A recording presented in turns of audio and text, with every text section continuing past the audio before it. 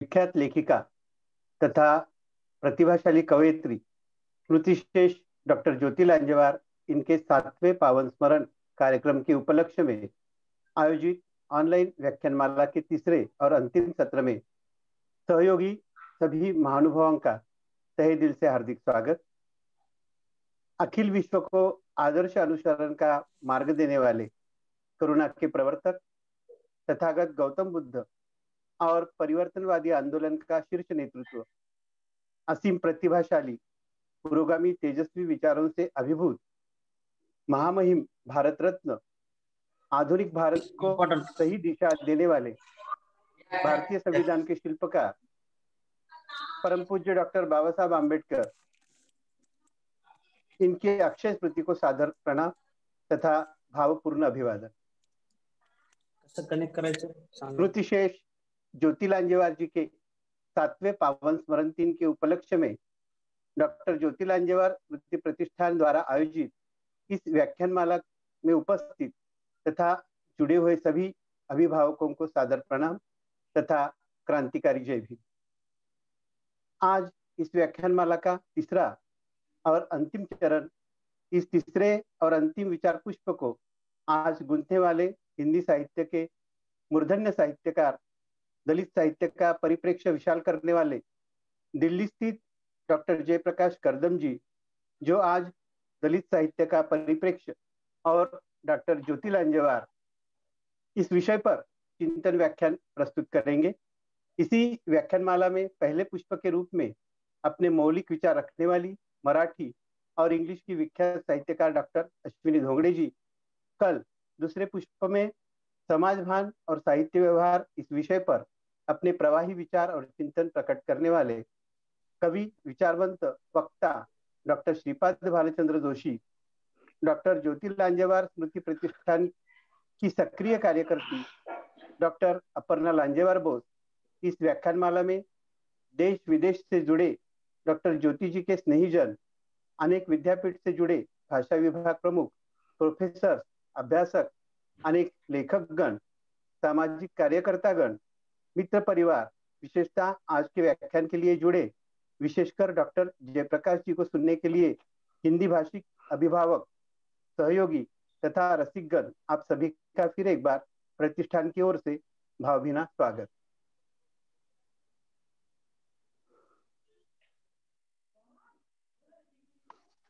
Doctor ज्योति लांजेवार जी की काफी कविताएं चर्चित रही है। मराठी में लेण्या इस शीर्षक अंतर्गत एक चर्चित कविता है, जिसका अनुवाद खोहे अर्थात गुफाएं इस शीर्षक अंतर्गत विस्कॉन्सिन की डॉक्टर बद्री उर्फ मोहन वर्मा जी ने किया है। मैं इस कविता को रखना चाहूंगा इस चर्चा के प्रारंभ में। डॉक्टर ज्योति लांजेवार की खोहे अर्थात गुफा है। उनकी अमानुषी नृशंसता ने मेरे चट्टानी हृदय में बना ली है खोहे। उनकी अमानुषी नृशंसता ने मेरे चट्टानी हृदय में बना ली है खोहे। बदलते समय पर आंखें टिकाए, होशियारी से हर कदम रखते, पार करना है मुझे यह जंगल। बदलते समय पर आंखें टिकाए, होशियारी से हर कदम रखते, पार करना है मुझे यह जंगल। अब पासा पलट गया है, कभी यहाँ कभी वहां विरोध की चिंगारियां भड़क रही है। इतने दिनों से क्या सही क्या गलत, बस यही सब सुनते सुनते मैंने मौन साध रखा था। इतने दिनों से क्या सही क्या गलत, बस यही सब सुनते सुनते मैंने मौन साध रखा था। परंतु अब ये मानवीय अधिकारों के लिए सुलगती आग को और तेज भड़काऊंगी। न जाने क्यों कर हम यहाँ आ पहुंचे हैं, यह भूमि जो कभी हमारी मां न थी। न जाने क्यों कर हम यहाँ आ पहुंचे हैं, यह भूमि जो कभी हमारी मां न थी, और उसने ही हमें बिल्ली और शुकर तक का जीवन भी दिया है। मैं अब उनके अक्षम्य कुकर्मों को साक्षी बनाती हूँ। मैं अब उनके अक्षम्य कुकर्मों को साक्षी बनाती हूँ। यहाँ और इसी पल एक विप्लवी में ढलती हूँ। यहाँ और इसी पल एक विप्लवी में ढलती हूँ। हा क्रांतीचा जयघोष आहे। हा निर्धार आहे एका रणरागिणीचा, ही डरकाळी आहे एका निर्भय मनाची, हे संवेदन आहे एका संवेदनशील हृदयाचे, जे वास्तवाला कधीच नजरेआड करीत नहीं। डॉक्टर ज्योति जी उन योद्धाओं में से रही जो रण में डटकर संघर्ष करते हैं, सत्य कहने से कभी नहीं हिचकते हैं, ना ही समाज की दाहकता से विन्मुख होते हैं, जिसका नाम ज्योति है, जिनका काम भी ज्योतिर्मय है, जो निरंतर प्रज्वलित है समाज मन का अंधकार मिटाने के लिए, जो सदैव प्रयासरत है एक नया अवकाश निर्माण में, जहाँ भेदभाव की चिंगारी ना हो, जहाँ समता सदैव पलती फूलती रहे, जहाँ नर नारी का एक जैसा सम्मान हो, जहाँ चैन हो, अमन हो, शांति हो, बुद्ध की असीम करुणा हो, डॉक्टर बाबा साहेब की विचारों का सैलाब हो। पर हाय, यह ज्योति आज से 7 साल पूर्व ही शांत हो गई। यह उनका 7वां पावन स्मरण है। लौकिक दृष्टि से यह ज्योति शांत हो गई है, पर जिसकी धधक आज भी शब्दों में धड़कती है। उनके द्वारा लिखी साहित्य और कविताएं सदैव प्रेरणा रूप ही रहेगी। उनके शब्दों द्वारा हमें सदैव क्रांतदर्शी धूप का एहसास रहेगा। उन्होंने सदैव सामाजिक अन्याय पर कड़ा प्रहार किया है, जिसका निश्चय अटल और निस्संदिग्ध था। डॉक्टर बाबा साहब अम्बेडकर के तेजस्वी और समतामय सम्यक विचारों का दृढ़तापूर्वक प्रसार करना, उनके सपनों को पूरा करना ही उनके वाणी और कलम का एकमात्र उद्देश्य था। वह अपनी कलम के प्रति काफी सचेत थी। वे कहती है, या वेशीलगतच्या झोपड्यातला काळोख मला जाळतोय, या वेशीलगतच्या झोपड्यातला काळोख मला जाळतोय, भुकेने व्याकुळल्या डोळ्यातले पाणी मला शोषून घेते, त्यांच्या कोरड्या शुष्क ओठावरले गाऱ्हाणे हृदयात माझ्या बंदिस्त, त्यांच्या कोरड्या शुष्क ओठांवरले गाऱ्हाणे हृदयात माझ्या बंदिस्त, अर्धवस्त्र चिरगुटातले देह डोळ्यात माझ्या प्रश्नचिन्ह. मग सांगा, जातीभेदाची भिंत आणखीनच बळकट करणाऱ्यांनो सांगा, मग सांगा, जातीभेदाची भिंत आणखीनच बळकट करणाऱ्यांनो सांगा, कशी लिहू कविता दारापुढल्या तुमच्या डोलदार बागबगीच्यावर पाना फुलांवर. मग सांगा, जातीभेदाची भिंत आणखीनच बळकट करणाऱ्यांनो सांगा, कशी लिहू कविता दारापुढल्या तुमच्या डोलदार बाग बगीच्यावर पाना फुलांवर. असे सत्य सांगणाऱ्या, व्यथा कथन करणाऱ्या डॉक्टर ज्योतिताई आज लौकिक अर्थाने आपल्यात नाही, पण त्यांचा विचाराचा वारसा पुढे नेणाऱ्या डॉक्टर ज्योति लांजेवार स्मृति प्रतिष्ठान ने निर्धार केलेला है। ज्योति जी ने जो विचारधारा अपनाई, वो जो आदर्शों को हमारे आगे रखा, उसी पर अमल करने की कोशिश यह प्रतिष्ठान करता है। ज्योति जी के सचेत कार्य की कोशिश और घराने इसमें निरंतर निखार लाने का यत्न प्रतिष्ठान का रहेगा। मैं अनुरोध करता हूँ प्रतिष्ठान की सक्रिय कार्यकर्ती डॉक्टर अपर्णा लांजेवार बोस को इस उपलक्ष्य में वे अपने विचार रखने के लिए। डॉक्टर अपर्णा लांजेवार बोस तो एक संवेदनशील कवयित्री, लेखिका तथा अनुवादक है। प्रोफेसर पद पर कार्यरत है, सदैव कुछ नया करने से जुड़ी रहती है। मैं आमंत्रित करता हूँ डॉक्टर अपर्णा जी को। डॉक्टर अपर्णा लांजेवार बोस। शुक्रिया अजय, आप सभी का स्वागत। और एक अनुरोध है कि अपना माइक्रोफोन कृपया म्यूट पर रखें ताकि कार्यक्रम की गरिमा बनी रहे और कार्यक्रम अच्छे तरीके से आप सभी को सुनने को मिले। हम सभी डॉक्टर जयप्रकाश करदम जी को सुनने के लिए आए हैं, तो मेरी एक नम्र गुजारिश आप सभी से है। महाराष्ट्र की सुप्रसिद्ध लेखिका, ख्यातनाम कवि, समीक्षक और बहुआयामी व्यक्तित्व से सुसंपन्न स्मृति श्रेष्ठ डॉक्टर ज्योति लांजेवार, इनके 7वें स्मृति दिन कार्यक्रम के निमित्त ये व्याख्यानमाला का आयोजन किया गया है। आप सभी उनको चाहने वाले, उनके साहित्य को चाहने वाले, उनके संपर्क एवं सहवास के लाभांशी आज हम सभी यहाँ ऑनलाइन उपस्थित हुए हैं। समकालीन दलित वाङ्मय और कुल समस्त मराठी साहित्य प्रवाह डॉक्टर ज्योति लांजेवार नामक प्रवाह के बगैर अधूरा लगे। एक यह नाम जो अविस्मरणीय रहे, ऐसी शख्सियत जो भारतीय साहित्य परंपरा को अपने विचारों से, लेखन से समृद्ध करने वाली, उनके व्यक्तित्व का संपूर्ण कार्य और योगदान का गौरव करने हेतु डॉक्टर ज्योति लांजेवार स्मृति प्रतिष्ठान की संकल्पना अस्तित्व में आई। उनके जैसे एक समाजनिष्ठ, तत्वनिष्ठ लेखिका को समाज परिवर्तन के विस्तारित आव्यूह में ढूंढने की फिलहाल समय की जरूरत है। वह एक असामान्य, लक्षणीय, समृद्ध लेखिका, कवयित्री थी और मेरी माँ भी। और अगर ऐसा है भी तो यह प्रतिष्ठान पारिवारिक नहीं है या मित्र परिवार तक के सीमित नहीं है।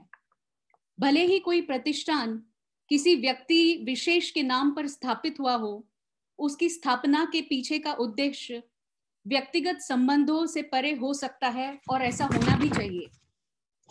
डॉक्टर ज्योति जी एक माँ इस व्यक्तिगत रिश्ते के अलावा एक प्रतिभावान प्रभावशाली व्यक्तित्व थी, जो सामाजिक चेतना से भरपूर और वही चेतना दूसरों में बढ़ाने की कोशिश में लगी रहने वाली लेखिका, समीक्षक, कवयित्री और मेरे जैसे अनेकों के लिए एक प्रशिक्षण केंद्र थी, एक विचार की पाठशाला थी। और यही अभिभाव लिए मैंने इस प्रतिष्ठान में मेरे साथ इस प्रतिष्ठान में स्वेच्छापूर्वक कई लोग जुड़े हुए हैं। दूसरा यह कि डॉक्टर ज्योति लांजेवार ये केवल स्वयं का प्रतिनिधित्व नहीं करती है, बल्कि एक विशाल प्रगतिशील विचारधारा का प्रतीक है, जिसकी बुनियादी नींव यह बुद्ध, फुले, अंबेडकर के क्रांतिकारी तत्वों पर आधारित है और विशेषतः किसी एक खास जाति, समूह, समुदाय तक के सीमित नहीं है, बल्कि समूचे वैश्विक स्तर पर जितने भी शोषित, उत्पीड़ित, दलित, आदिवासी, श्रमिक, मेहनती, मजदूर, कृषि श्रमिक, भूमिहीन, युद्धग्रस्त, दंगलग्रस्त हो, महिला हो या विश्व के स्तर पर ऐसे अनेक प्रवर्ग हो, उन सभी के लिए वह तत्व प्रेरक है और लागू है। उनके साहित्य लेखन का अलगपन यह जात, वर्ग, प्रांत, भाषा, देश इन सभी के परे जाकर एक व्यापक सार्वलौकिकता का प्रतीक बनता है। उनकी वैश्विक दृष्टि यह समानता, समता और स्वतंत्रता पर आधारित है और इसी कारण वह सभी प्रवाह जो इसका संगोपन करते हैं, उन सभी के बीच एक संवाद बनाने का भी प्रयास करती है। इसीलिए यह प्रतिष्ठान उनके व्यक्तिगत व्यक्तित्व का विस्तार है। मानव मुक्ति एवं मानव कल्याण की संकल्पना से गहरा संबंध उनके साहित्य में नजर आता है। प्रतिष्ठान एक बहुआयामी लेखिका के वैचारिक, सामाजिक, साहित्यिक, सैद्धांतिक एवं मानवतावादी दृष्टि को एक आदरांजलि है और जिन मूल्यों को उन्होंने अपने लेखन में उतारा, जिसका जतन किया, उसको आगे ले जाने का ये एक मंच है। उनका लेखन निश्चित दिशा तय करता है और इंसान को इंसानियत से वंचित रखने वाली उन सभी स्थितियों को चुनौती देता है, जिसकी संपूर्ण कड़ी यह संघर्ष, क्रांतिकारी और परिवर्तनवादी मूल्यों से जुड़ी है। और इस तरह के समग्रता का अभिभाव रखे बगैर डॉक्टर ज्योति लांजेवार को हम वास्तविक अर्थ में सही आदरांजलि नहीं दे सकते। इसीलिए प्रतिष्ठान वैचारिक और साहित्यिक स्वरूप के उपक्रमों को ज्यादा जोर देता है। प्रगत क्रांतिकारी विचारधाराओं से जुड़कर एक समृद्ध, प्रज्ञात्मक, तार्किक विचारों वाली एक पीढ़ी का कैसे निर्माण हो सके, इस पर विशेष ध्यान देता है। इस प्रक्रिया में अनेक मान्यवरों का सहकार्य और मार्गदर्शन जरूरी है।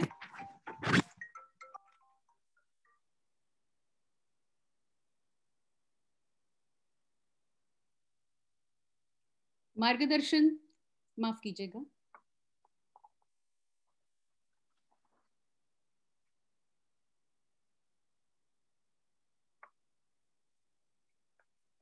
इस प्रक्रिया में अनेक मान्यवरों का सहकार्य और मार्गदर्शन जरूरी है और वह समय समय पर मिलता गया है, इसका समाधान है। मूल्यों और तत्वों पर आधारित मंच बहुत बड़ा समाज प्रबोधन का काम कर सकते हैं, ऐसा मैं मानती हूँ।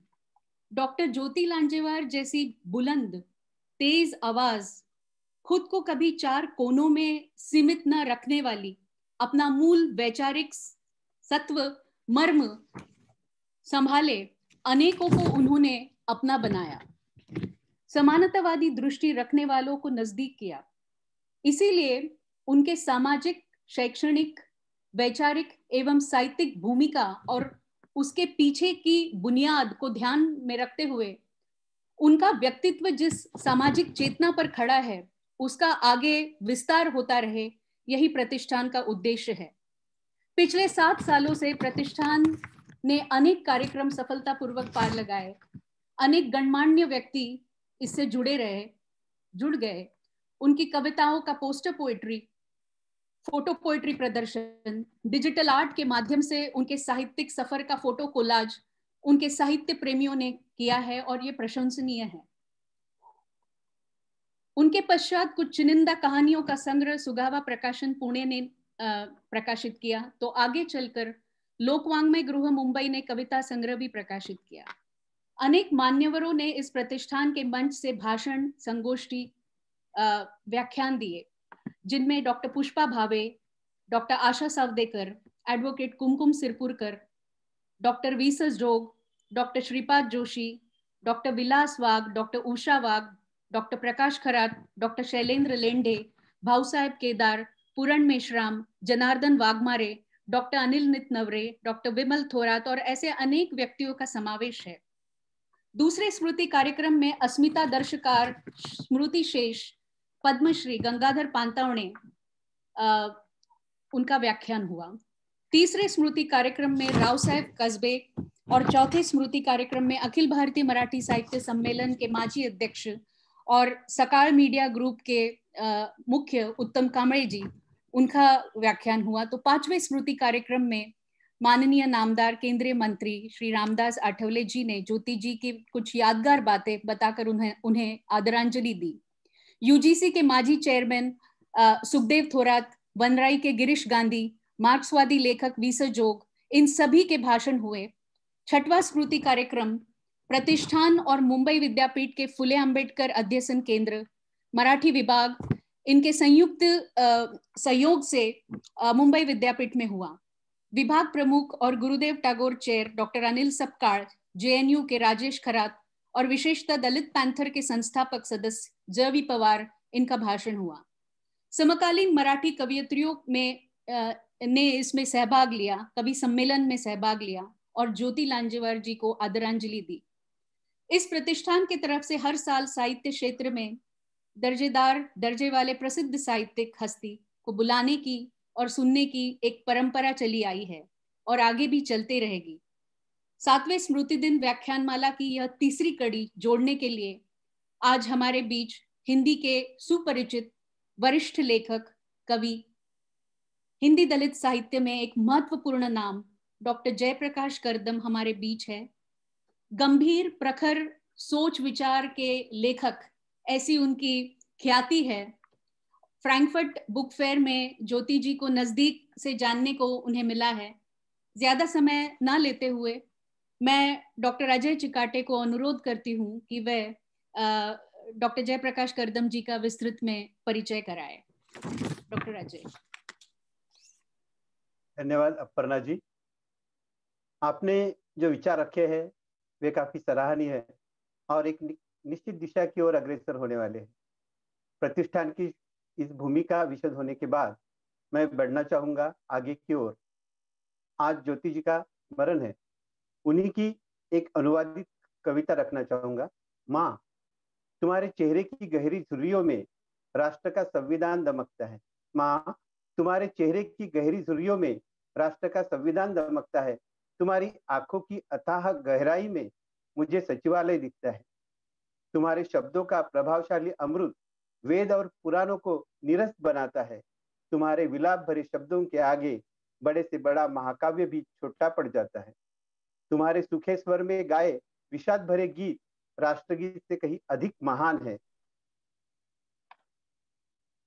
अनगित चोटें जो तुमने सही है, धूप में सूखे तुम्हारे होठों में छिपी है।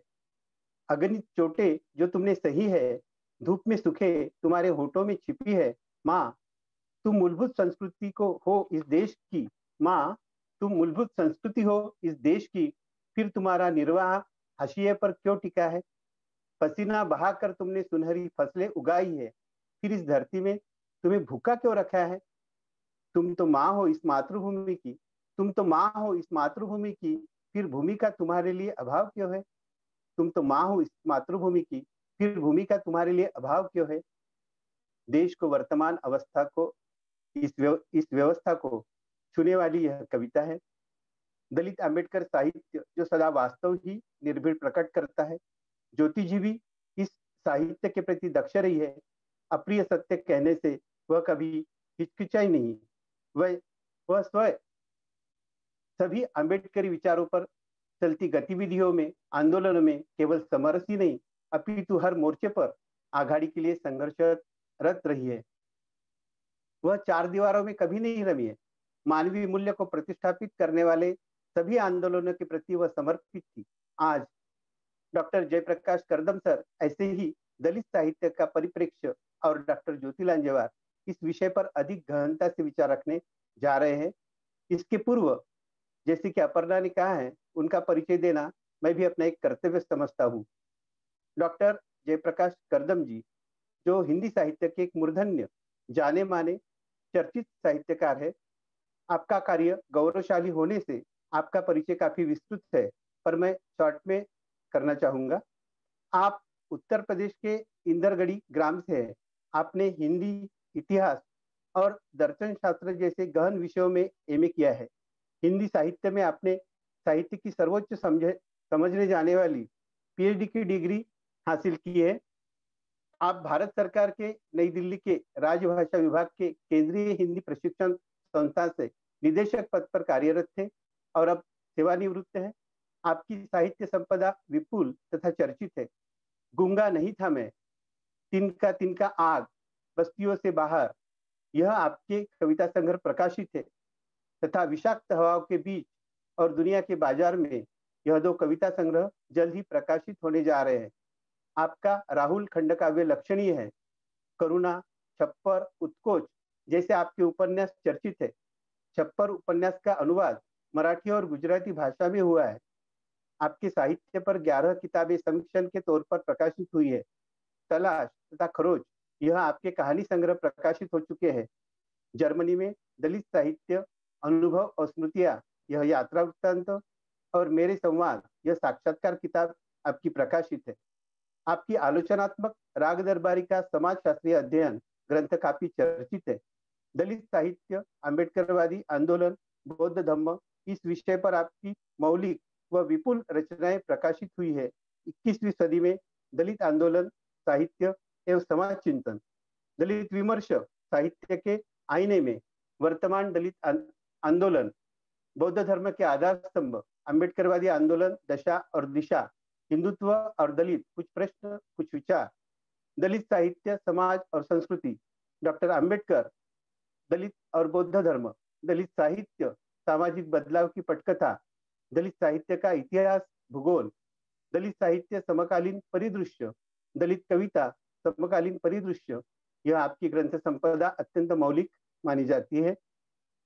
आपके जाति एक विमर्श, धर्मांतरण और दलित, व्यक्ति विचारक और सृजक ओम प्रकाश वाल्मीकि, यह संपादित ग्रंथ आपके संपादन कौशल्य की परिचायक है। आपने अनुवाद भी किया है। आपने गंभीर लेखन के साथ साथ बाल साहित्य का सृजन भी किया है। आपने पत्रिका में संपादन का कुशल कार्य किया है। त्रैमासिक शोध पत्रिका नया मानदंड के विशेषांकों का संपादन आपने किया है। आप अर्थात आपके साहित्य पर अनेक विश्वविद्यालय में एमफिल, पीएचडी के लिए शोध कार्य हुआ है तथा जारी है। आपकी 9 बार इस कहानी पर लघु फिल्म का निर्माण किया गया है। राष्ट्रीय अंतरराष्ट्रीय सेमिनार में आपका सक्रिय सहभाग रहा है। देश के लगभग सभी भाषाओं में आपकी कविताओं का अनुवाद हुआ है। कुछ विदेशी भाषाओं में आपके साहित्य का अनुवाद किया गया है। अनेक विश्वविद्यालय में के पाठ्यक्रम में आपकी रचनाएं सम्मिलित है। कर्नाटक के प्री यूनिवर्सिटी के हिंदी पाठ्यक्रम में आपकी एक कहानी सम्मिलित है। अनेक पुरस्कार तथा मान सम्मानों से आपको नवाजा गया है।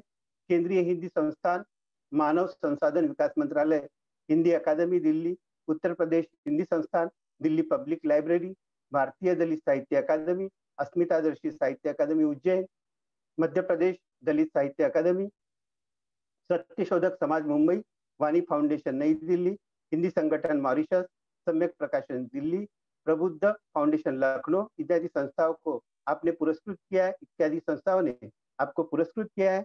आप साहित्य रत्न सम्मान से सम्मानित है। आपको भारत सरकार द्वारा फेलोशिप भी दी गई है। आप काठमांडू, मॉरिशस, जोहान्सबर्ग, हैदराबाद, भोपाल तथा जर्मनी में राइटर इन रेसिडेंस में सहभाग दे चुके हैं। जर्मनी में आप और डॉक्टर ज्योति लांजेवार दोनों ही साथ साथ सम्मिलित हुए थे। ज्योतिताई के इस अनुभव पर माझा जर्मनीचा प्रवास, इस प्रवास वर्णन में आपके काफी संस्मरण है। इस सम्मेलन से आपसे ज्योति जी के अनुबंध जुड़े हैं।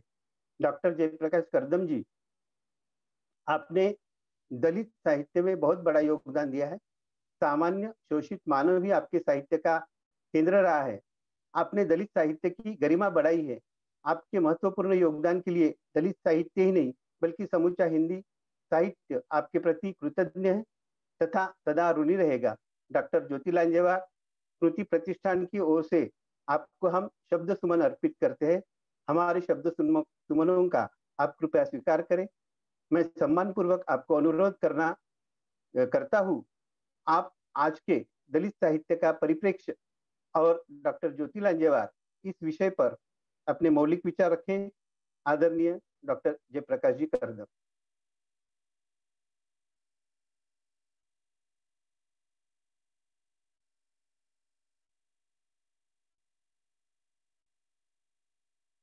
करदम जी, डॉक्टर जयप्रकाश करदम सर। हाँ, सभी को मेरा सादर जय भीम। और मैं ये देखकर विशेष रूप से खुश हूं कि हमारे युवा साथियों के साथ साथ कुछ वरिष्ठ लेखक लेखिकाएं भी हमारे साथ आज जुड़े हुए हैं। मैं अपनी बात शुरू करूं उससे पहले मैं ज्योति लांजेवार जो प्रतिष्ठान है जिसकी ओर से मुझे आज आप सबके साथ अपने विचार साझा करने का अवसर मिला है, मैं उनको धन्यवाद देना चाहूँगा। अपर्णा जी को, अजय जी को, और मेरे बारे में जो कुछ बताया गया है, कभी कभी अपने बारे में सुनना अच्छा लगता है और कभी कभी वो अच्छा नहीं लगता। अच्छा इसलिए नहीं लग पाता कि जब विद्वानों की सभा हो, इतने सारे आप जैसे प्रबुद्ध लोग मौजूद हों और उनके बीच में मेरे जैसे साधारण व्यक्ति का इस तरह से परिचय दे दिया जाए तो मेरे लिए संकट हो जाएगा कि मैं क्या बोलूं आप लोगों के सामने। तो लेकिन मुझे बात रखनी पड़ेगी, ये आपका प्यार है, आपका स्नेह है। तो मैं सीधा विषय पर आता हूं। आज का विषय है दलित साहित्य का परिप्रेक्ष्य और डॉक्टर ज्योति लांजेवार। तो पहले हम साहित्य के परिप्रेक्ष्य की बात करेंगे। देखिए, परिप्रेक्ष्य, साहित्य का परिप्रेक्ष्य कोई अलग से नहीं निर्मित होता। जो समाज का परिप्रेक्ष्य होता है, सामाजिक परिप्रेक्ष्य, राजनीतिक परिप्रेक्ष्य, धार्मिक सांस्कृतिक परिप्रेक्ष्य जो होते हैं, वही सब साहित्य के परिप्रेक्ष्य का निर्माण करते हैं। तो इसलिए जब हम साहित्यिक परिप्रेक्ष्य को समझना चाहते हैं तो उससे पहले हमको ये अपने पूरे परिप्रेक्ष्य को समझना पड़ता है या उसकी जरूरत पड़ती है। तो सबसे पहले हम देखते हैं सामाजिक परिप्रेक्ष्य। तो जब हम सामाजिक परिप्रेक्ष्य की बात करते हैं तो उसमें हम देखते हैं कि समाज में क्या चलता है, समाज किस तरह से चल रहा है, समाज की व्यवस्था किस तरह की है। तो समाज में जो वर्ण व्यवस्था है, जाति भेद है, सांप्रदायिकता है, ये जो सब चीजें चल रही हैं समाज में जो हम देखते हैं, और वो किस किस रूप में हैं, ये एक परिप्रेक्ष्य का निर्माण कर देते हैं। इसी तरह से जब हम धार्मिक और सांस्कृतिक परिवेश होता है कि धर्म अपनी किस तरह की भूमिका निभा रहा है, धर्म की क्या भूमिका होनी चाहिए, संस्कृति की क्या भूमिका होती है, और संस्कृति का फलक कहां तक विस्तृत होना चाहिए या कहां तक वो सीमित और सिकुड़ा हुआ है। क्या संस्कृति हमें दे सकती है या धर्म क्या हमें दे सकता है, किस तरह का मनुष्य और समाज का निर्माण धर्म कर सकता है या नहीं कर रहा है, ये उसका एक परिप्रेक्ष्य बनता है। राजनीतिक परिप्रेक्ष्य होता है कि राजनीति से क्या अपेक्षाएं होती हैं, राजनीति के क्या दायित्व होते हैं और राजनीति क्या उन दायित्वों को पूरा कर रही है, क्या अपनी उन अपेक्षाओं को राजनीति पूरा कर रही है। ये राजनीतिक परिप्रेक्ष्य के अंदर हमको विचार करना पड़ता है, इन्हें देखते हैं।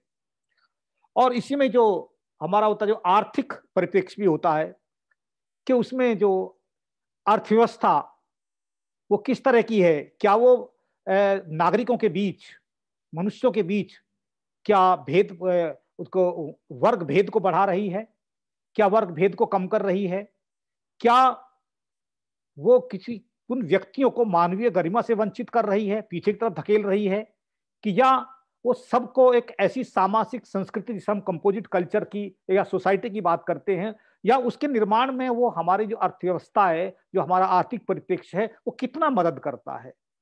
तो ये जो सब चीजें होती हैं, जब हम इस पे हम विचार करते हैं तो कुछ चीजों में हमें सकारात्मकता दिखाई देती है और कुछ चीजों में हमको नकारात्मकता दिखाई देती है।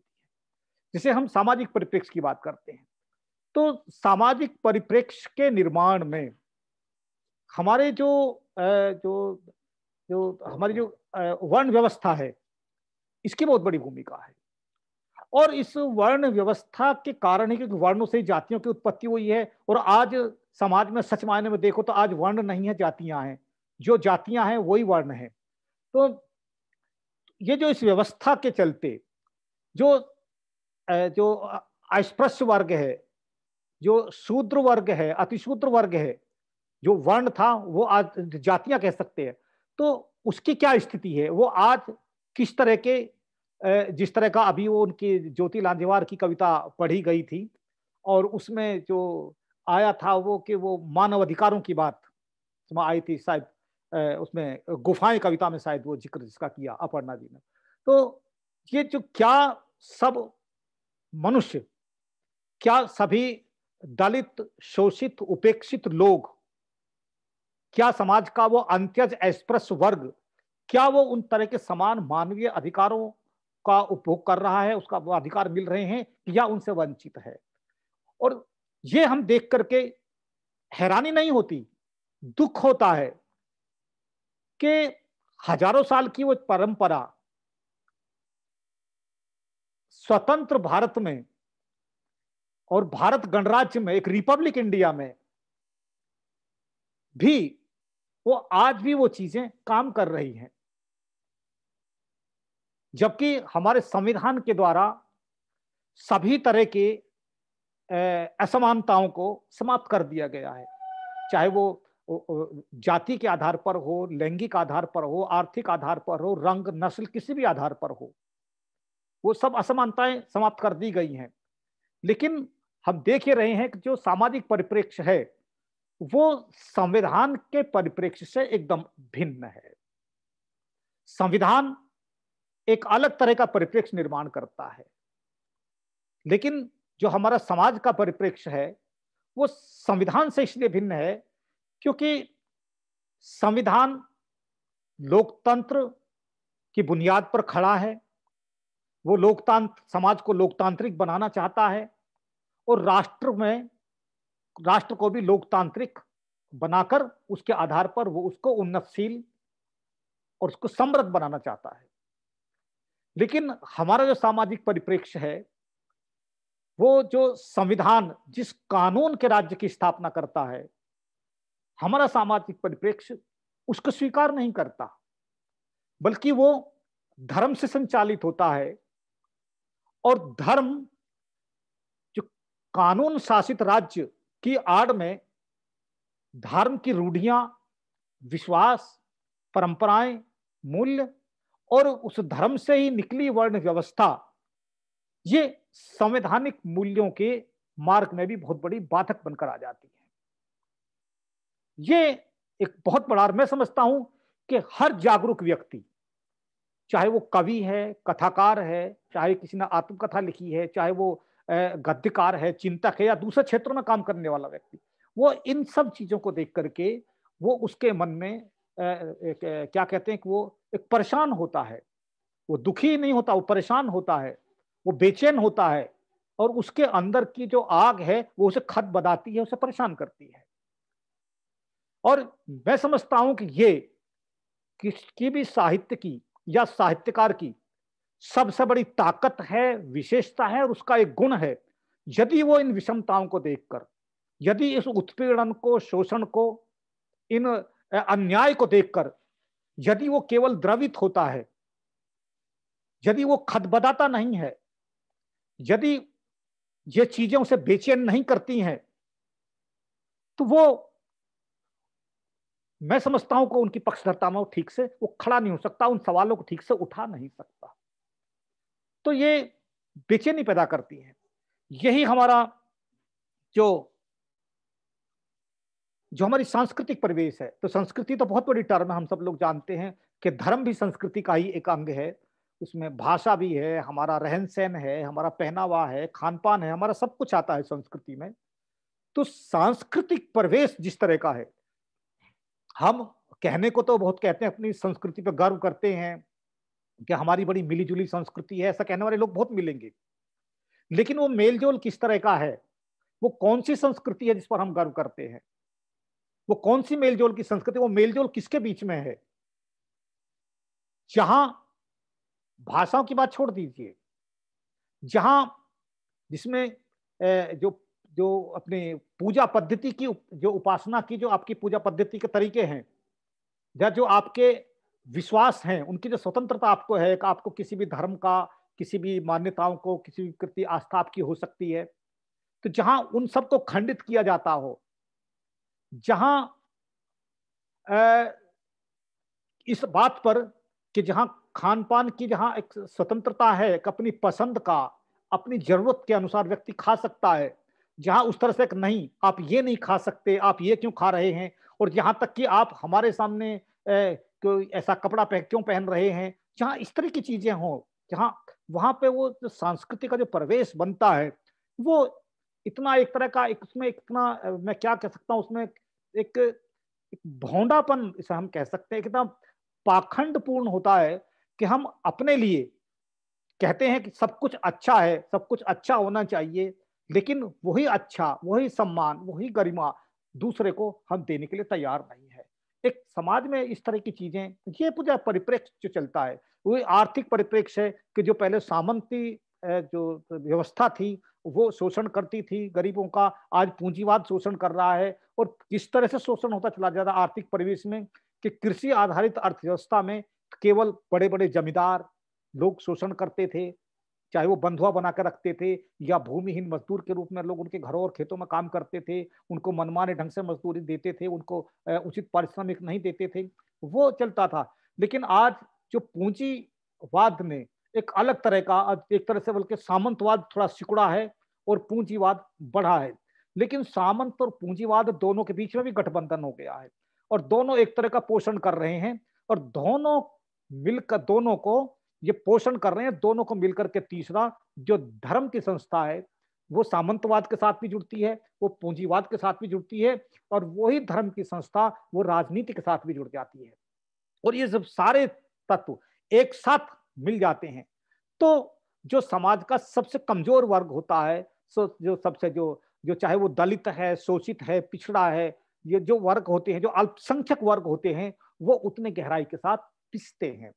हम देखते हैं तो जो धर्म की व्यवस्था है उसमें भी निम्न वर्ग सबसे ज्यादा नीचे रहता है, जो सामाजिक व्यवस्था है उसमें भी सबसे नीचे रहता है, वह दमन और शोषण का शिकार होता है। आर्थिक व्यवस्था में भी वो दमन और शोषण का, गरीबी और भुखमरी का शिकार होता है। और राजनीति जो होती है, राजनीति में भी जो सत्ता जिसके हाथ में होती है, जो बहुसंख्यक वर्ग होता है हमारे लोकतंत्र में भी, कि जिसके हाथ में सत्ता होती है, और उस वर्ग, सत्ताशाली वर्ग, वो उससे नियंत्रित शासित रहता है, और उसकी मेहरबानियों पर एक तरह से चलता है सारा कुछ।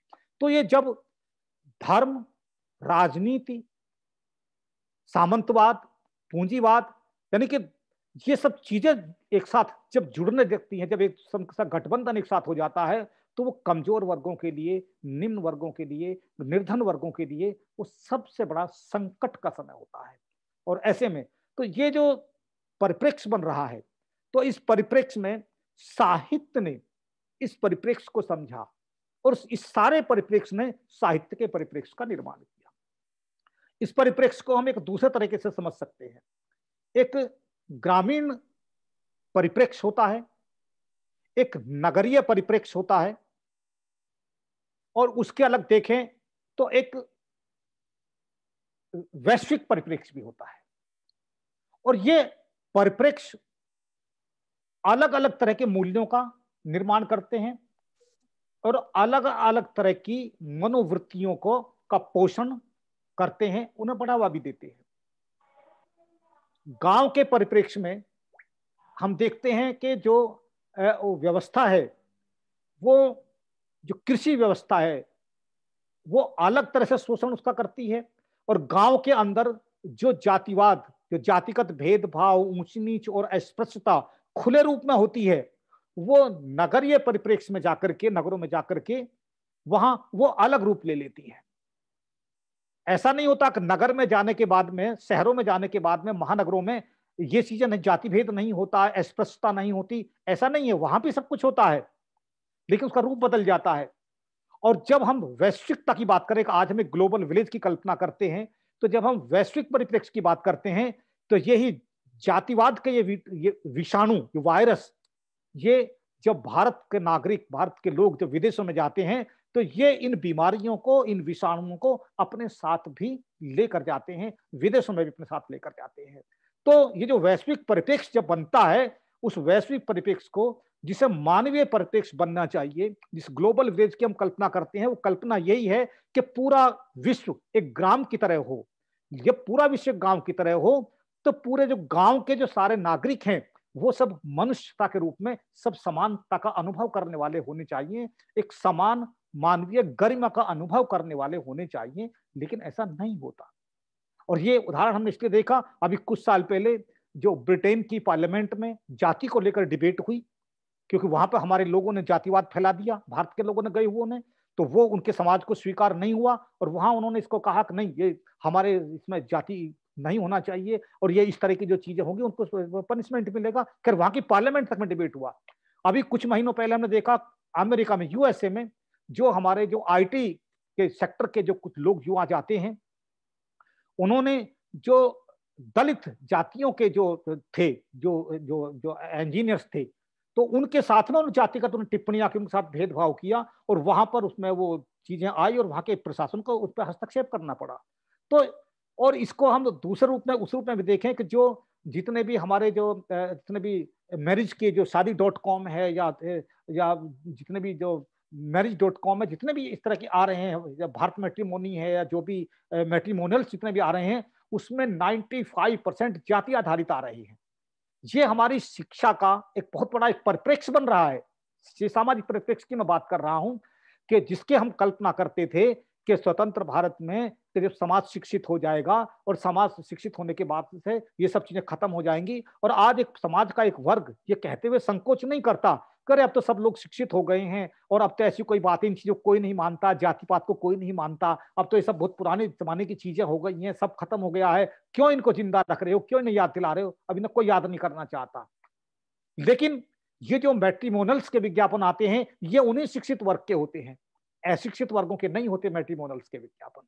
तो ये वो इतना पाखंड अपना हम बनते चले जा रहे हैं। हमको ऐसी शिक्षा ने, हमको ऐसी व्यवस्था ने, समाज के स्ट्रक्चर ने एक हम पाखंडी बना दिया, एक पाखंडी समाज बना दिया।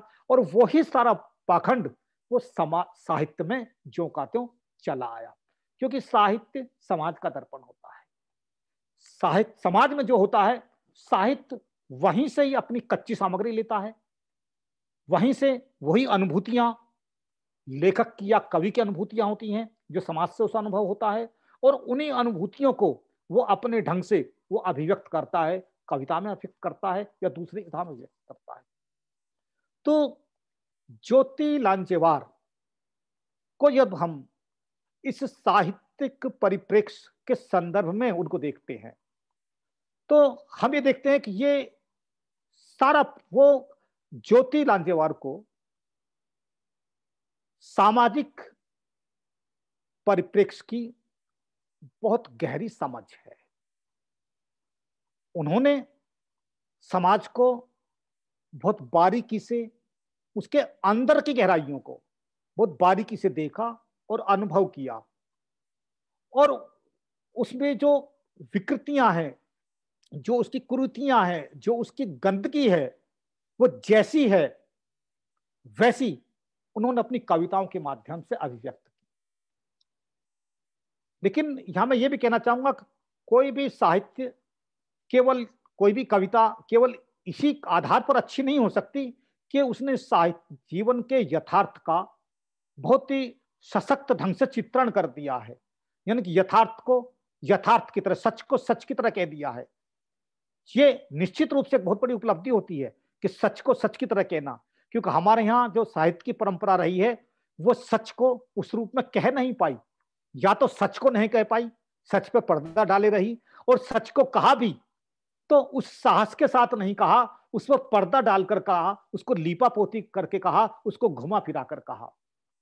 लेकिन ज्योति लांजेवार की कविताओं को जब हम देखते हैं तो उसमें वो सच से कहना, जैसे कहते हैं सच की आंखों में आंखें डालकर बात करना, कि उसको कहना, तो वो पूरे परिप्रेक्ष्य को जो समझता है वही उसके अंदरूनी, उसके जो जो बारीकियां हैं, जो कमजोरियां हैं, उनको समझ सकता है।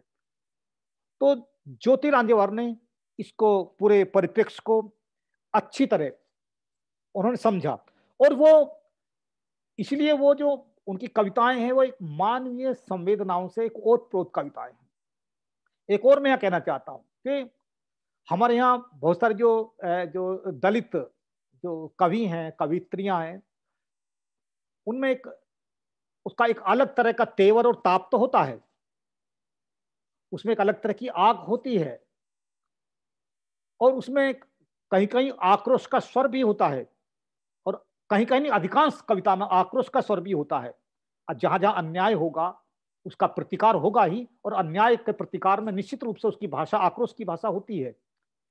लेकिन उस आक्रोश में को अति पे ना ले जाना, बल्कि उस आक्रोश को सम्यकता के साथ व्यक्त करना, ये कौशल होता है, और ये कौशल ज्योति लांजेवार में है।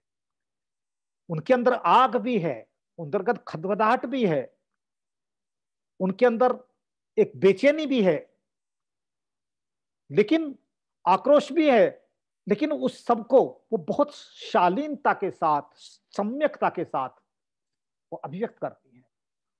ये चीज उनको सशक्त बनाती है और महत्वपूर्ण कवित्री बनाती है।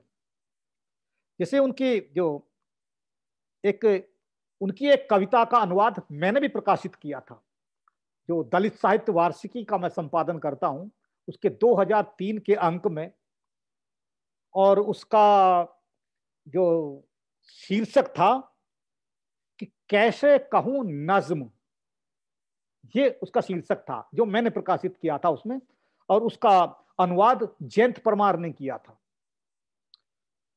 उसमें वो कैसे कहूं नज्म, मेरा मतलब यह, वो कहते हैं कि मैं कविता कैसे लिखूं, कैसे कहूं, मेरे अंदर से, मेरे मन से कविता नहीं निकलती, कैसे कविता कहूं, जैसी कविता तुम चाहते हो ऐसी कविता होनी चाहिए, कैसे कहूं मैं नज्म, कैसे कहूं। और क्यों नहीं आती? क्योंकि वो कह रही हैं कि बस्ती के करीब उन झोंपड़ियों का अंधेरा जला रहा है मुझे, जिसको बस्तियों के करीब झोंपड़ियों का अंधेरा जला रहा है मुझे, भूख से बेचैन आंखों का पानी चूस रहा है मुझे, चिथड़ों में लिपटे अधनंगे बदन, मेरी आंखों में सवालिया निशान।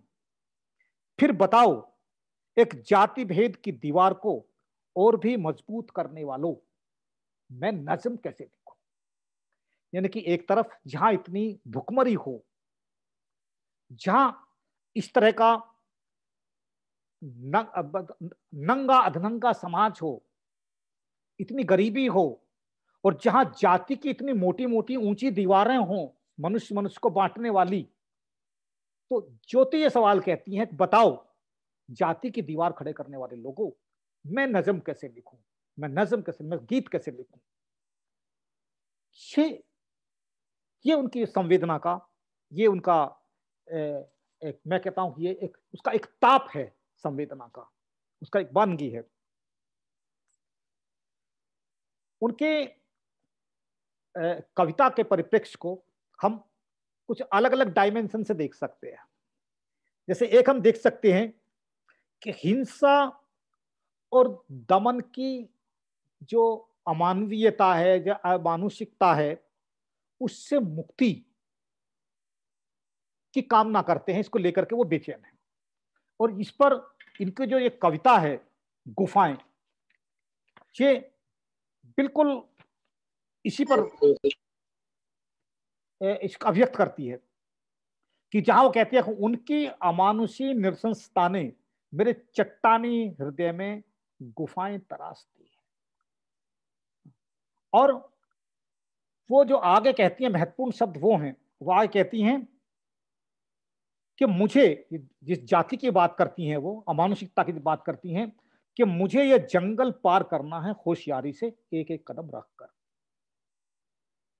यानी कि वो समय की चुनौतियों को समझ रही है, समाज के सामने आने वाली जो चुनौतियों के सामने है, बहुत अच्छी तरह उनकी समझ है उनको, लेकिन उन चुनौतियों से पार कैसे पाना है, उन चुनौतियों का सामना कैसे करना है, उसके लिए हमें संयम चाहिए, विवेक चाहिए, बुद्धि चाहिए, प्रज्ञा चाहिए। हमें उसके साथ उन्हें पार करना पड़ेगा। ऐसा नहीं है कि हम आक्रोश में जाएं और दीवार में जाकर अपना टक्कर मारेंगे तो अपना सिर भी फोड़ेंगे। इसलिए वो कहती है कि मुझे होशियारी से पार करना है इस जंगल को, क्योंकि जंगल में तरह तरह के भांति भांति के खतरनाक जानवर होंगे, हिंसक जानवर होंगे। मुझे उन हिंसक जानवरों से बचना भी है और उनसे बचते हुए मुझे उस जंगल को पार करना है। मुझे उन जानवरों का हाथों मरना नहीं है, मुझे जंगल को पार करना है। तो ये जो चीज होती है, ये परिप्रेक्ष्य की समझ के आधार पर बनती है और ये साहित्य का एक परिप्रेक्ष्य रचती भी है। इसी में वो दूसरा जो उनका आयाम है उनकी सजगता का, कि वो एक वो मानव अधिकारों की पक्षधरता, उनके प्रति जागरूकता। और इसको ये भी इस कविता में है, गुफाएं कविता में ही है, कि वो जब कहती हैं कि अब मानवीय अधिकारों के लिए सुलगती आग को मैं और तेज भड़काऊंगी। यानी कि जो मानव अधिकारों के रूप में जो संविधान से मिले हुए जो मौलिक अधिकार हैं, जो राष्ट्र के प्रत्येक नागरिक को मिले हैं, कि वो मौलिक अधिकार मेरी ताकत है, ये मेरा अधिकार है, मैं इन अधिकारों को पाऊंगी, मैं इन अधिकार को लेऊंगी। और अधिकार नहीं मिल रहे हैं तो इन अधिकारों को पाने के लिए संघर्ष करूंगी। और इसके लिए इसकी जो आग है, उस संघर्ष की आग को मैं और भड़काऊंगी। यानी कि जहां तक ये आग नहीं पहुंची है अधिकारों की, वहां तक मैं इस आग को पहुंचाऊंगी। तो ये जो है, हमें यदि मनुष्यता का निर्माण करना है, हमको यदि समाज का निर्माण करना है, हमको राष्ट्र का निर्माण करना है, तो हमको राष्ट्र के प्रत्येक नागरिक को वो मौलिक अधिकार देने होंगे और दिलाने होंगे। और इसलिए ये हर जागरूक व्यक्ति का, हर बुद्धिजीवी का, हर कवि का दायित्व बनता है कि वो समाज को जागरूक करे मौलिक अधिकारों की प्राप्ति के लिए, और वो संघर्ष करे और संघर्ष के लिए प्रेरित करे, संघर्ष की जमीन तैयार करे। एक आयाम उनके साहित्य का, उनकी कविता का एक है वो जो साहित्य की जो शास्त्रीयता है, चाहे वो वेद हैं, स्मृतियां हैं, या दूसरे और ग्रंथ हैं, या जिनको हम धर्मशास्त्र कहते हैं, उसमें हमारे पुराण भी आ जाते हैं और उसमें हमारी रामायण भी आ जाती है। अब तो धर्मशास्त्र, उसमें शास्त्रों की परिभाषा ऐसी हो गई है, गटमट हो गई है कि उसमें बहुत कुछ आता है। यानी कि जो धर्म की संस्था को मजबूती देता हो, जो जाति, जो वर्ण व्यवस्था को मजबूती देता हो, जो उसमें जो ब्राह्मणवाद को और ब्राह्मण को, यानी कि ब्राह्मण और वेद की सत्ता को स्वीकार करता हो, उसका पोषण करता हो, वो जो चीजें होती हैं वो सब शास्त्रीय होती हैं। तो वो इन सब का, शास्त्रीयता का, वेदों का, पुराणों का वो नकारती है। और नकारने का उनका अपना तरीका, बहुत शालीन तरीका। वो क्या कहती हैं, उनकी एक कविता है कि तुम माँ तुम हो इस मातृभूमि, तुम माँ हो इस मातृभूमि की, जो कविता है। इसमें वो कहती हैं कि वे नीरस हैं, वेद और पुराणों की बात कर रही हैं कि वे नीरस हैं क्योंकि उनमें मनुष्यता का अभाव है। जो लोग, नीरसता का मतलब को रस तलाशना नहीं है उस तरह का जो सिर्फ साहित्य में दूसरे तरह रस, उनका है कि उनमें जीवंतता नहीं है, उनमें जीवन नहीं है क्योंकि उनमें मनुष्यता नहीं है। यानी कि वेदों में, पुराणों में इनका वो जिक्र कर रही हैं कि ये अमानवीयता का पोषण करने वाले ग्रंथ हैं, इनमें मनुष्यता नहीं है, ये मनुष्यता का ना निर्माण करते हैं, ना मनुष्यता का पोषण करते हैं, और ना ये मानवीय समाज का निर्माण करते हैं। गरीबी और भुखमरी को ज्योति ने बहुत नजदीक से देखा, और उसको जो जितनी उसके अंदर जो बौखलाहट उसको लेकर के है, उनकी अधिकांश कविता में वो चीजें मिलती हैं। और उसमें जो वो सवाल एक जगह करती हैं,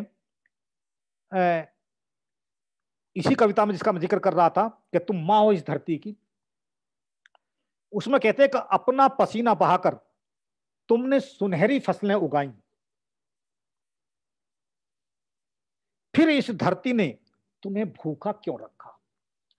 ये एक गरीब मजदूर जो खेतों में काम करने वाला है, जो कृषिहीन, जिसे हम कहते हैं भूमिहीन मजदूर होता है, लैंडलेस लेबर, कि तुमने अपना पसीना बहाकर इस धरती में से सुनहरी फसलें उगाई, ठीक है, फिर तुम भूखे हो। मुझे याद आती है तेलुगु के एक बड़े कवि हैं गदर, उनकी एक कविता में वो अपनी में कहते हैं कि हम कहते हैं ना इसके लिए जो कि सजलाम सफलाम सस्य श्यामला मातरम, जब वंदे मातरम के अंदर जो कविता में आता है, तो कहते हैं सजलाम सफला इस धरती पर रोटी क्यों है महंगी भाई, कि यदि ये इसमें सुफला है, सजला है, सब कुछ है, तो फिर रोटी महंगी क्यों, रोटी क्यों नहीं मिल रही आदमी को।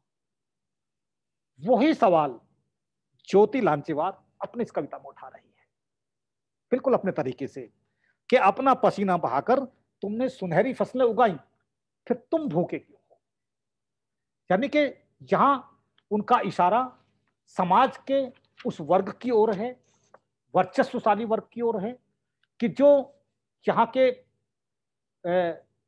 उत्पादन पर, पूंजी पर, यहाँ की संपदा पर जिसका एक अधिकार है, और जो मजदूर को, श्रमिक को उसके श्रम का उचित मूल्य देने को तैयार नहीं है। इसके बाद जो उनका एक अगला जो उनका आयाम उनकी कविता में आता है, उसको हम देखते हैं कि वो स्त्री समानता और सम्मान की वो बहुत प्रबल पक्षधर और प्रवक्ता के रूप में मैं उनको देखता हूं। तो हर जगह उनकी हर कविताओं में जो स्त्री चेतना, स्त्री की अस्मिता, स्त्री का स्वाभिमान, स्त्री की स्वतंत्रता, तो इनको, इन सवालों को लेकर के वो निरंतर जद्दोजहद कर रही है हर कविताओं के साथ में। और जो बहुत साथी, और वो इसके साथ में वो क्या करती है कि वो क्रांति का उद्घोष भी करती है उनकी कविता, उनकी ये चेतना। और इसका हम देख सकते हैं, उनकी एक कविता है हरी घास पर रक्तिम घोष, उनकी एक कविता है।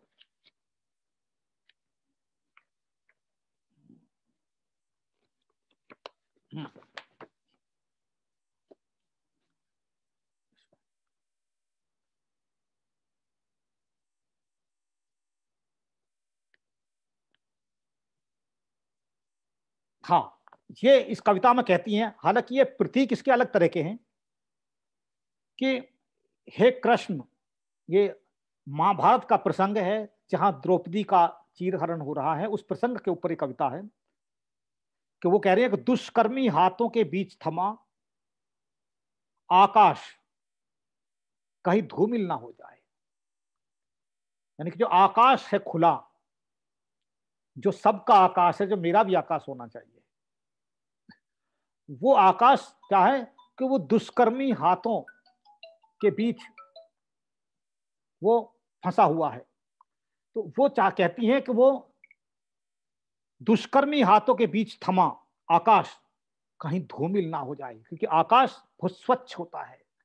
हमारी चेतना का आकाश, हमारे आशाओं का आकाश, हमारी जिजीविषाओं का आकाश, हमारे संघर्षों का आकाश, हमारी उपलब्धियों का आकाश, हमारी ऊंचाइयों का आकाश, वो एक खुला आकाश। तो कहीं धुंधला ना हो जाए, अस्त होता सूर्य उसे रखता है प्रज्वलित। हे कृष्ण, तुम्हारे राज्य में मां और बेटियां सह रही हैं शोषण, पर तुम्हारी आंखें उसे अस्वीकार कहां करती हैं। तो ये जो कृष्ण है, ये हम यदि सच्चाई में देखें तो ये यहां सत्ता का प्रतीक है। आज वर्तमान के संदर्भ में जब ज्योति लांजेवार अपनी कविता में बात कर रही हैं, तो वो उस द्वापर के उस कृष्ण को याद नहीं कर रही हैं, वो महाभारत के उस कृष्ण से कोई वो निवेदन नहीं कर रही है, ना उससे कोई संवाद कर रही हैं। वो संवाद आज कर रही हैं जो कृष्ण के रूप में जो आज की सत्ता है, यानी कि जिसकी ओर सब देखती है, स्त्री देखती है, जिसके हर कोई व्यक्ति है जहां उसे नहीं मिलता, क्योंकि सत्ता से ही हम न्याय की उम्मीद करते हैं, शासन से हम न्याय की उम्मीद करते हैं, हम संविधान से न्याय की उम्मीद करते हैं। तो वहां देखते हैं, तो वो सत्ता से कह रही हैं कि तुम्हारे सामने तुम्हारी बेटियों की अस्मिता लुट रही है, इज्जत लुट रही है, लेकिन तुम्हारी आंखें ने सब कुछ नहीं देख रही। यानी कि सत्ता के ऊपर एक बहुत बड़ा प्रश्न चिन्ह है कि जहां कि रात दिन आए दिन जो स्त्रियों के साथ तरह तरह के रोज घटनाएं हो रही हैं, और प्रशासन शासन सब आंखें मूंदे रहता है, उनकी कोई पैरवी नहीं होती। और इसके भी आगे वो कहती हैं कि शरीर के लिए बढ़ाओ न वस्त्र। जो कृष्ण ने द्रौपदी के जब साड़ी खींची जा रही थी, तो उसने उसको इतना लंबा कर दिया कि खींचते गए खींचते गए खींचते गए, और वो उसे नंगा नहीं कर पाए। ये सवाल कृष्ण से कर रही है ज्योति कि तुम शरीर के लिए बढ़ाओ न वस्त्र, काट डालो बाहें जो खींचती हैं। यानी कि तुम वस्त्र क्यों दे रहे हो, तुम उन हाथों को क्यों नहीं काटते जो स्त्री को नंगा कर रहे हैं, जो उसकी साड़ी खींचते का चीरहरण कर रहे हैं। ये सवाल साहित्य ने, हमारी साहित्य की परंपरा ने इस तरह से सवाल को कभी नहीं उठाया। यह सवाल उठाया कि चीरहरण गलत था, दुशासन को लेकर के, दुर्योधन को लेकर के, कौरवों को लेकर के सवाल खड़े किए गए, अन्याय को लेकर के उसको अलग अलग ढंग से परिभाषित किया गया। लेकिन ज्योति लांजेवार ने जिस ढंग से कहा कि द्रौपदी को वस्त्रों से ढकने की जरूरत नहीं है, बल्कि जो उसे नंगा करने वाले हाथ हैं उनको काट डालने की जरूरत है, ताकि वो और किसी द्रौपदी को नंगा करने की कोशिश ना कर सके। और ये उनकी कविता इतनी ज्यादा सार्थक मुझे लगती है, और आज के समय विशेष रूप से, कि आज भी हम देखते हैं कि जो इतनी सारी स्त्रियों के साथ, युवतियों के साथ आए दिन बलात्कार होते हैं, और वो बलात्कारी लोग, चूंकि वो पुलिस और प्रशासन का कुछ ऐसा मिला वक्त होता है कि ना तो उनके खिलाफ एफआईआर लिखी जाती, एफआईआर लिखी गई तो वो पुलिस उनकी ठीक से जांच नहीं करती, उनके साथ तथ्य नहीं जुटाती, इसलिए वो यदि चले भी जाएं, जेल में चले भी जाएं, तो बहुत मामूली सी सजा काट के महीने 2 महीने में बाहर आ जाते हैं, और आने के बाद में फिर वो शोषण करते हैं, फिर बलात्कार करते हैं, फिर उत्पीड़न करते हैं। तो इसलिए वो जरूरत ये है कि उनको, यानी कि जो बलात्कारी हैं, शोषण करने वाले हैं, उत्पीड़न करने वाला वर्ग है, उनको कठोर दंड दिए जाने की जरूरत है। ये कविता ये मांग करती है, ताकि दूसरे लोग हतोत्साहित हों। ये जरूरी इसका नहीं कि जो बलात्कार की शिकार स्त्री है कि उसको हमने थोड़ा सा पैसे की आर्थिक मदद लगा दी, उसका घर बनवा दिया, उसको नौकरी दे दी, इससे बलात्कार रुकने वाले नहीं है। ये ज्योति लांजेवार इस कविता के माध्यम से कहना चाहती है। दूसरी चीज, ज्योति की कविताओं में जो मैं एक चीज देख रहा हूं वो ये कि वो श्रम को सौंदर्य वो मानती है उनकी कविता।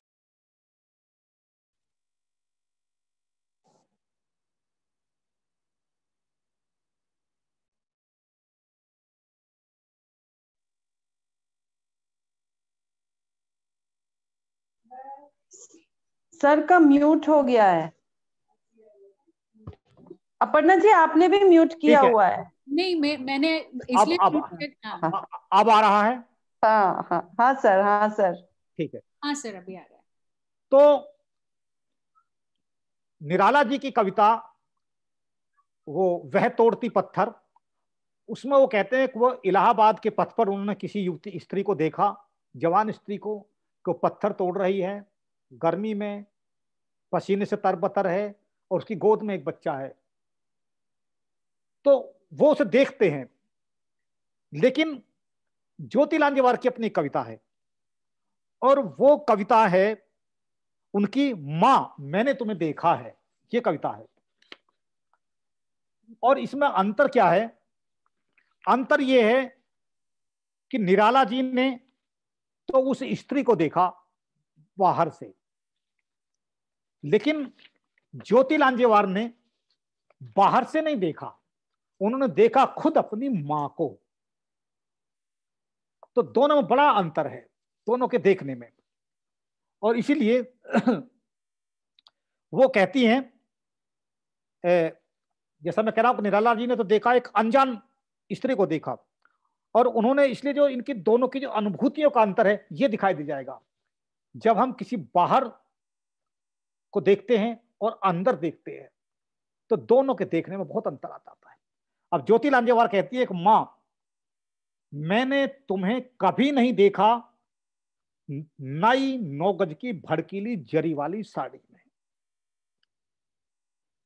गले में सुहाता धातु का कंठहार, सोने के कंगन तुम्हारी बाहों में, ये कभी नहीं देखे, यहां तक कि रबड़ की चप्पलें पांवों में।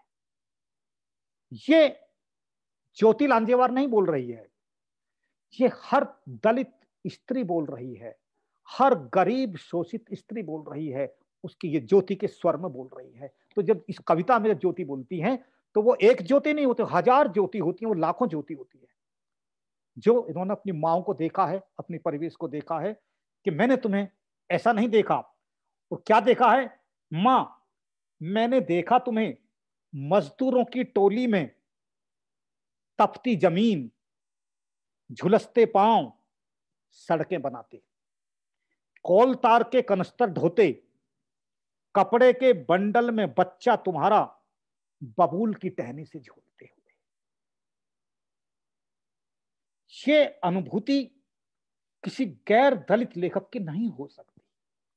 इसलिए निराला जी की अनुभूति भी वहीं ठहर जाती है कि जब वो केवल देखते हैं, वो उस स्त्री के अंदर नहीं उतर पाते, उतर ही नहीं सकते। ज्योति अपनी मां के अंदर उतर आई है और इसलिए वो मां के अंदर उतर करके वो मां के अंदर से सारा दर्द बाहर निकाल लाई है। और वो क्या कहती है कि मैंने तो देखा तुम्हें गूदड़ में लपटे पांव, सिर उठाए मिट्टी की टोकरी, देते मीठा चुंबन नंगे बच्चों को जो तुम्हारी ओर आता डगमगाता, और फिर गारंटी रोजगार योजना स्कीम के काम में जुट जाते। यानी कि कैसे स्त्रियां होती हैं। और इससे क्या कहती हैं कि मैंने देखा तुम्हें मोड़ते आंसुओं का ज्वार, यानी कि जो आंसू आते हैं अपनी गरीबी पर, अपने उत्पीड़न पर, अपने शोषण पर, है ना, अपनी विवशताओं पर, लेकिन उन आंसुओं को भी चुपचाप कैसे पी जाना, अपने अंदर ही अंदर, उनको बाहर ना आने देना। वो कहती है मैंने ये देखा है। तो जो मैं कह रहा हूं, जो परिप्रेक्ष्य जो होता है साहित्य का, ये कवि की, लेखक की अनुभूति पर निर्भर करता है कि वो कितनी गहराई से अनुभव करता है उस परिप्रेक्ष्य को। वो जितनी गहराई से वो अनुभव करता है, उतनी ही तीव्रता का ताप उसकी कविताओं में मिलता है। ये तो इसलिए ये मैं कहता जाऊंगा, समय ज्यादा हो जाएगा, लेकिन फिर भी मैं कह रहा हूं आगे। नहीं सर, समय है, आप चलने दीजिए, अच्छा लग रहा है। समय है हमारे पास। तो ये इस कविता में वो जो महत्वपूर्ण बात वो आगे कहती है, ये कविता जो एक नया आयाम खोलती है कि वो इतना कष्ट सहती है, भूखी नंगी सारा कुछ सह करके भी। किस लिए सहती है? किस लिए करती है, उसके क्या सपने बुनती है, क्या जिंदगी के बारे में सोचती है, कि वो कहती है कि अपने मैंने तो देखा तुम्हें शाम गए, यानी कि शाम के समय साड़ी के पल्लू की गांठ खोल जिसमें थे पैसे, नमक और तेल। साड़ी के पल्लू में कुछ पैसे, नमक और तेल जिसमें बंधे थे, उसमें से निकालते हुए 5 का सिक्का, और वो नन्ही हथेली पर, अपने बच्चे की नन्ही हथेली पर रखना और कहना उससे, ले जाके मिठाई खा ले। वो 5 पैसे, उससे ज्यादा औकात ही नहीं होती कि जा तुम मिठाई खा ले। और फिर पालने में जो बच्चा है उसका, उसे उठाती है गोद से, छाती से लगाती है, और क्या कहती है, ये महत्वपूर्ण चीज है। वो कहती है, पढ़ लिख बन अंबेडकर, ताकि हाथों से श्रम की ये टोकरी उतार कर फेंक सको। ये जो सारा त्याग वो करती है,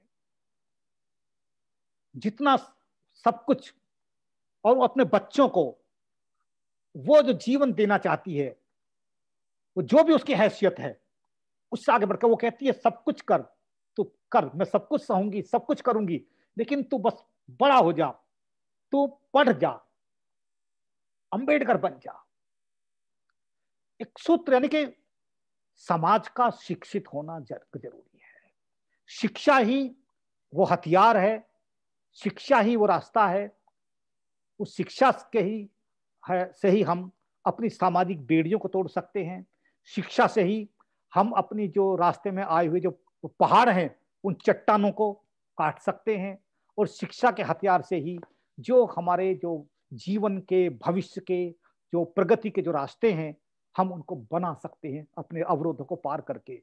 इसलिए शिक्षा सबसे बड़ी चीज है। बाबा साहब का भी यही तो आह्वान था कि शिक्षित बनो सबसे पहले, चाहे भूखे रहो, नंगे रहो, आधी रोटी खाओ, कम खाओ, लेकिन अपने बच्चों को पढ़ाओ।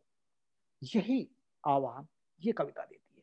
तो ये एक बड़ा एक परिप्रेक्ष्य का निर्माण कर देती है, और कहती है उसमें यही कि खुद आधे पेट भूखी रह जाते, या फिर एक छोटा टुकड़ा सुबह के लिए बचाते। ये लेकिन बच्चों को पढ़ाना। एक और चीज जो उनकी कविताओं का एक और आयाम ज्योति लांजेवार का खुलता है, वो आंदोलन में सहभागिता, कि स्त्री की समान सहभागिता सामाजिक आंदोलन में होनी चाहिए। बाबा साहब भी ऐसा कहते थे, वो भी निरंतर इसी के लिए आह्वान करते थे, शिक्षित करते थे, जागरूक करते थे। और ये मैं पूरे देश की तो मैं नहीं कहता कि पूरे देश में मैं घूमता हूँ, जाता रहता हूँ, और आपका पूरा महाराष्ट्र भी मैंने देखा है, लेकिन महाराष्ट्र में ये मैंने बहुत चीजें बहुत शिद्दत के साथ महसूस की है कि वहाँ स्त्रियां आंदोलनों में सहभागी करती हैं, पूरी बराबरी के साथ करती हैं। तो और वो ज्योति लांजेवार जो खुद चुकी हैं, मैं और भी देख रहा हूँ जो और भी कवित्री हैं जो आज हमारे कार्यक्रम के साथ जुड़ी हुई भी हैं, वो और जो नहीं है उनको भी मैं जानता हूँ बहुतों को, कि वो बराबर आंदोलन में सहभागिता करती हैं। और उस सहभागिता में वो अंबेडकरवाद में वो पूरी तरह रची बसी हैं। ये इस चीज का ये उससे पता भी चलता है। और उसमें उनकी एक कविता में, मुझे याद नहीं आ रहा कौन सी कविता है, उनकी कविता में वो कहती हैं कि जो मेरा अंतिम शब्द हो, वो अंतिम शब्द होना चाहिए, वो कहती है मेरा अंतिम शब्द हो जय भीम। ये मैं देख रहा हूं मेरे पास शायद वो कविता है कि उसमें अंतिम शब्द वो कहती हैं, मेरा अंतिम शब्द, यानी कि जब मैं मरूं तो मेरा अंतिम शब्द भी जय भीम होना चाहिए। ये जय भीम कहना कि मेरा अंतिम शब्द जय भीम हो, केवल इतना ही नहीं है कि जो आने वाली पीढ़ी हो वो भी अंबेडकर चेतना से रची बसी हो। एक तो ये प्रतीक है इसका कि वो ये आह्वान करती है। इसका एक दूसरा निहितार्थ है, वो निहितार्थ है, हम देखेंगे कि जब गांधी मरे तो उनके मुंह से हे राम निकला, तो वो हे राम नहीं जय भीम निकलना चाहिए। यानी कि इस तरह से वो बहुत सांकेतिक रूप से, बहुत एक बहुत ही कहते थे कि पतली गली से निकलना, बहुत खुल करके नहीं, सांकेतिक रूप से वो जो राम की जो मूल्य हैं, राम राज्य के जो मूल्य हैं, वो उनको नकार रही है, उन्हें खंडित कर रही है इसके माध्यम से कि जो राम की संस्कृति, रामराज्य की संस्कृति, रामराज्य के आदर्श, उनको नकार करके, और वो जो उसके जो हमारे जो अंबेडकरवाद है, अंबेडकरवाद के मूल्य, अंबेडकरवाद का चिंतन, अंबेडकरवाद के जो संस्कृति, वो उसको बढ़ाना, और इसलिए चाहते हैं कि जब मैं मरूं तो मेरा चेतना का, मेरे काम का, मेरे जीवन का जो भी कोई पारितोषिक हो, वो पारितोषिक इसी रूप में हो कि मेरे मुंह से अंतिम शब्द जय भीम निकले, यानी कि मेरी आने वाली पीढ़ियां वो मेरे आंदोलन को, मेरी चेतना को, मेरे उस अभियान को, उस अंबेडकरवाद को, वो मानववाद को, अंबेडकरवाद के रूप में मानववाद को, मनुष्यता को वो आगे बढ़ाने वाली हो, उसे पीछे ले जाने वाली पीढ़ियां ना हो। ये मैं समझता हूं किसी भी कवि की कविता का, चेतना का ये इससे ऊंचा आयाम नहीं हो सकता कि जो केवल अपने तक सीमित नहीं रखता, वो आने वाली पीढ़ियों से भविष्य को देखता है, और भविष्य भी केवल वहां तक नहीं देखता जब तक उसका जीवन है, वो आने वाली पीढ़ियों के साथ, और वो कहते वो ट्रांसफर करता है चीजों को, वो हस्तांतरित करता है अपनी चेतना को, अपनी मूल्यों को, उस जज्बे को भी ट्रांसफर करता है, ये चीज है। इसलिए उनकी एक और कविता है जीवन भर का रिश्ता। उस जीवन भर का रिश्ता कविता में उनका जो संघर्ष है और जो उनकी जो जिजीविषा है, उसके दर्शन उसमें उस कविता में हमको मिल जाते हैं कि हौसला और साहस यदि हमारे पास में है तो हम किसी भी चुनौती को पार कर सकते हैं, और हम सामने खड़ी हुई पराजय को भी, उसे पार करके हम विजेता बन सकते हैं जीवन के। इस कविता में वो कहती हैं कि भविष्य के निस्तृत गीत होठों के कोई छीन नहीं सकता, यानी कि भविष्य के जो गीत जो मेरे होठों से निकल रहे हैं, भविष्य के निर्माण के, आने वाली पीढ़ियों के निर्माण के, मेरे अपने बेहतर भविष्य के, बेहतर दुनिया के जो गीत हैं, ये लाख बाधाएं हों, वो मेरे गीतों से उनको नहीं छीन सकता। तो ये एक दृढ़ता जो होती है साहस का। मैं उस प्रचंड सूरज की जीवंत कहानी हूं जो उदय होने के लिए सारे अंधकार को भस्म कर देता है। ये यानी कि अपने आप को, जैसे कि सूरज निकलता है तो सारा तिमिर, सारा अंधकार निकलता है, खत्म हो जाता है। तो कहते हैं कि मैं उस प्रचंड सूरज की जीवंत कहानी हूं, यानी कि मुझको हल्के से ना लिया जाए, मुझको, मैं एक सूरज हूं, और आप मेरे सामने कितना भी अंधेरा करेंगे, मेरे जीवन में कितना अंधेरा फैलाएंगे, लेकिन मैं सारे तिमिर को, सारे अंधकार को मैं काट दूंगी, क्योंकि मैं सूरज हूं अपनी आग से। इन बस्तियों के सुदृढ़ मस्तिष्कों को मैं व्यर्थ ही दमन नहीं होने दूंगी। अपने जीवन की बात नहीं कह रहा है कभी, वो कह रहे इस बस्ती के जीवन को, इस गरीबों के जीवन को, दलितों के जीवन को, अस्पृश्यों के जीवन को, सभी शोषितों के जीवन को, जो आप एक इसमें एक एक एक वधशाला में, एक स्लॉटर हाउस में से तब्दील कर देना चाहते हैं, जिसमें एक दमन के द्वारा, मैं उसका दमन नहीं करने दूंगी। ये जो चीज है, ये इस कविता में वो कहती हैं।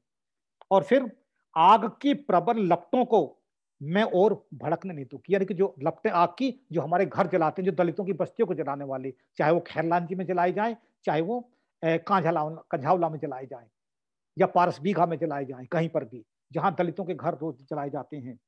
वो कह रहे हैं आग की प्रबल लपटों को मैं और भड़कने नहीं दूंगी, और जब गांव टोले जलने लगेंगे हर हाथ में मसाल थमा दूंगी। यानी कि मैं, यदि मेरे घर जलाए जाएंगे तो मैं अपने घरों को नहीं जलने दूंगी, मैं हर बच्चे बच्चे के हाथ में मसाल थमा दूंगी ताकि वो तुम्हारे घरों को जला सके। ये जो चीज है, इसे कहते क्रांति और प्रतिक्रांति। हम क्रांति करते हैं बदलाव के लिए, और उस बदलाव में किसी का अहित निहित नहीं होता। हम किसी को दबा करके आगे बढ़ने की बात कभी नहीं करती क्रांति, अंबेडकरवादी चेतना। वो केवल जो दबे हैं उनके उठने की, जो कुचले हुए हैं उनको ऊपर उठने की, जो पीछे हैं उनको पीछे ना रह जाएं, उनको आगे लाने की, जो शोषित हैं उनको शोषण से मुक्त करने की, जो अस्पृश्य हैं उनको उससे मुक्त करने की, और सबको समान मानवीय गरिमा प्रदान करने की वो चेतना है।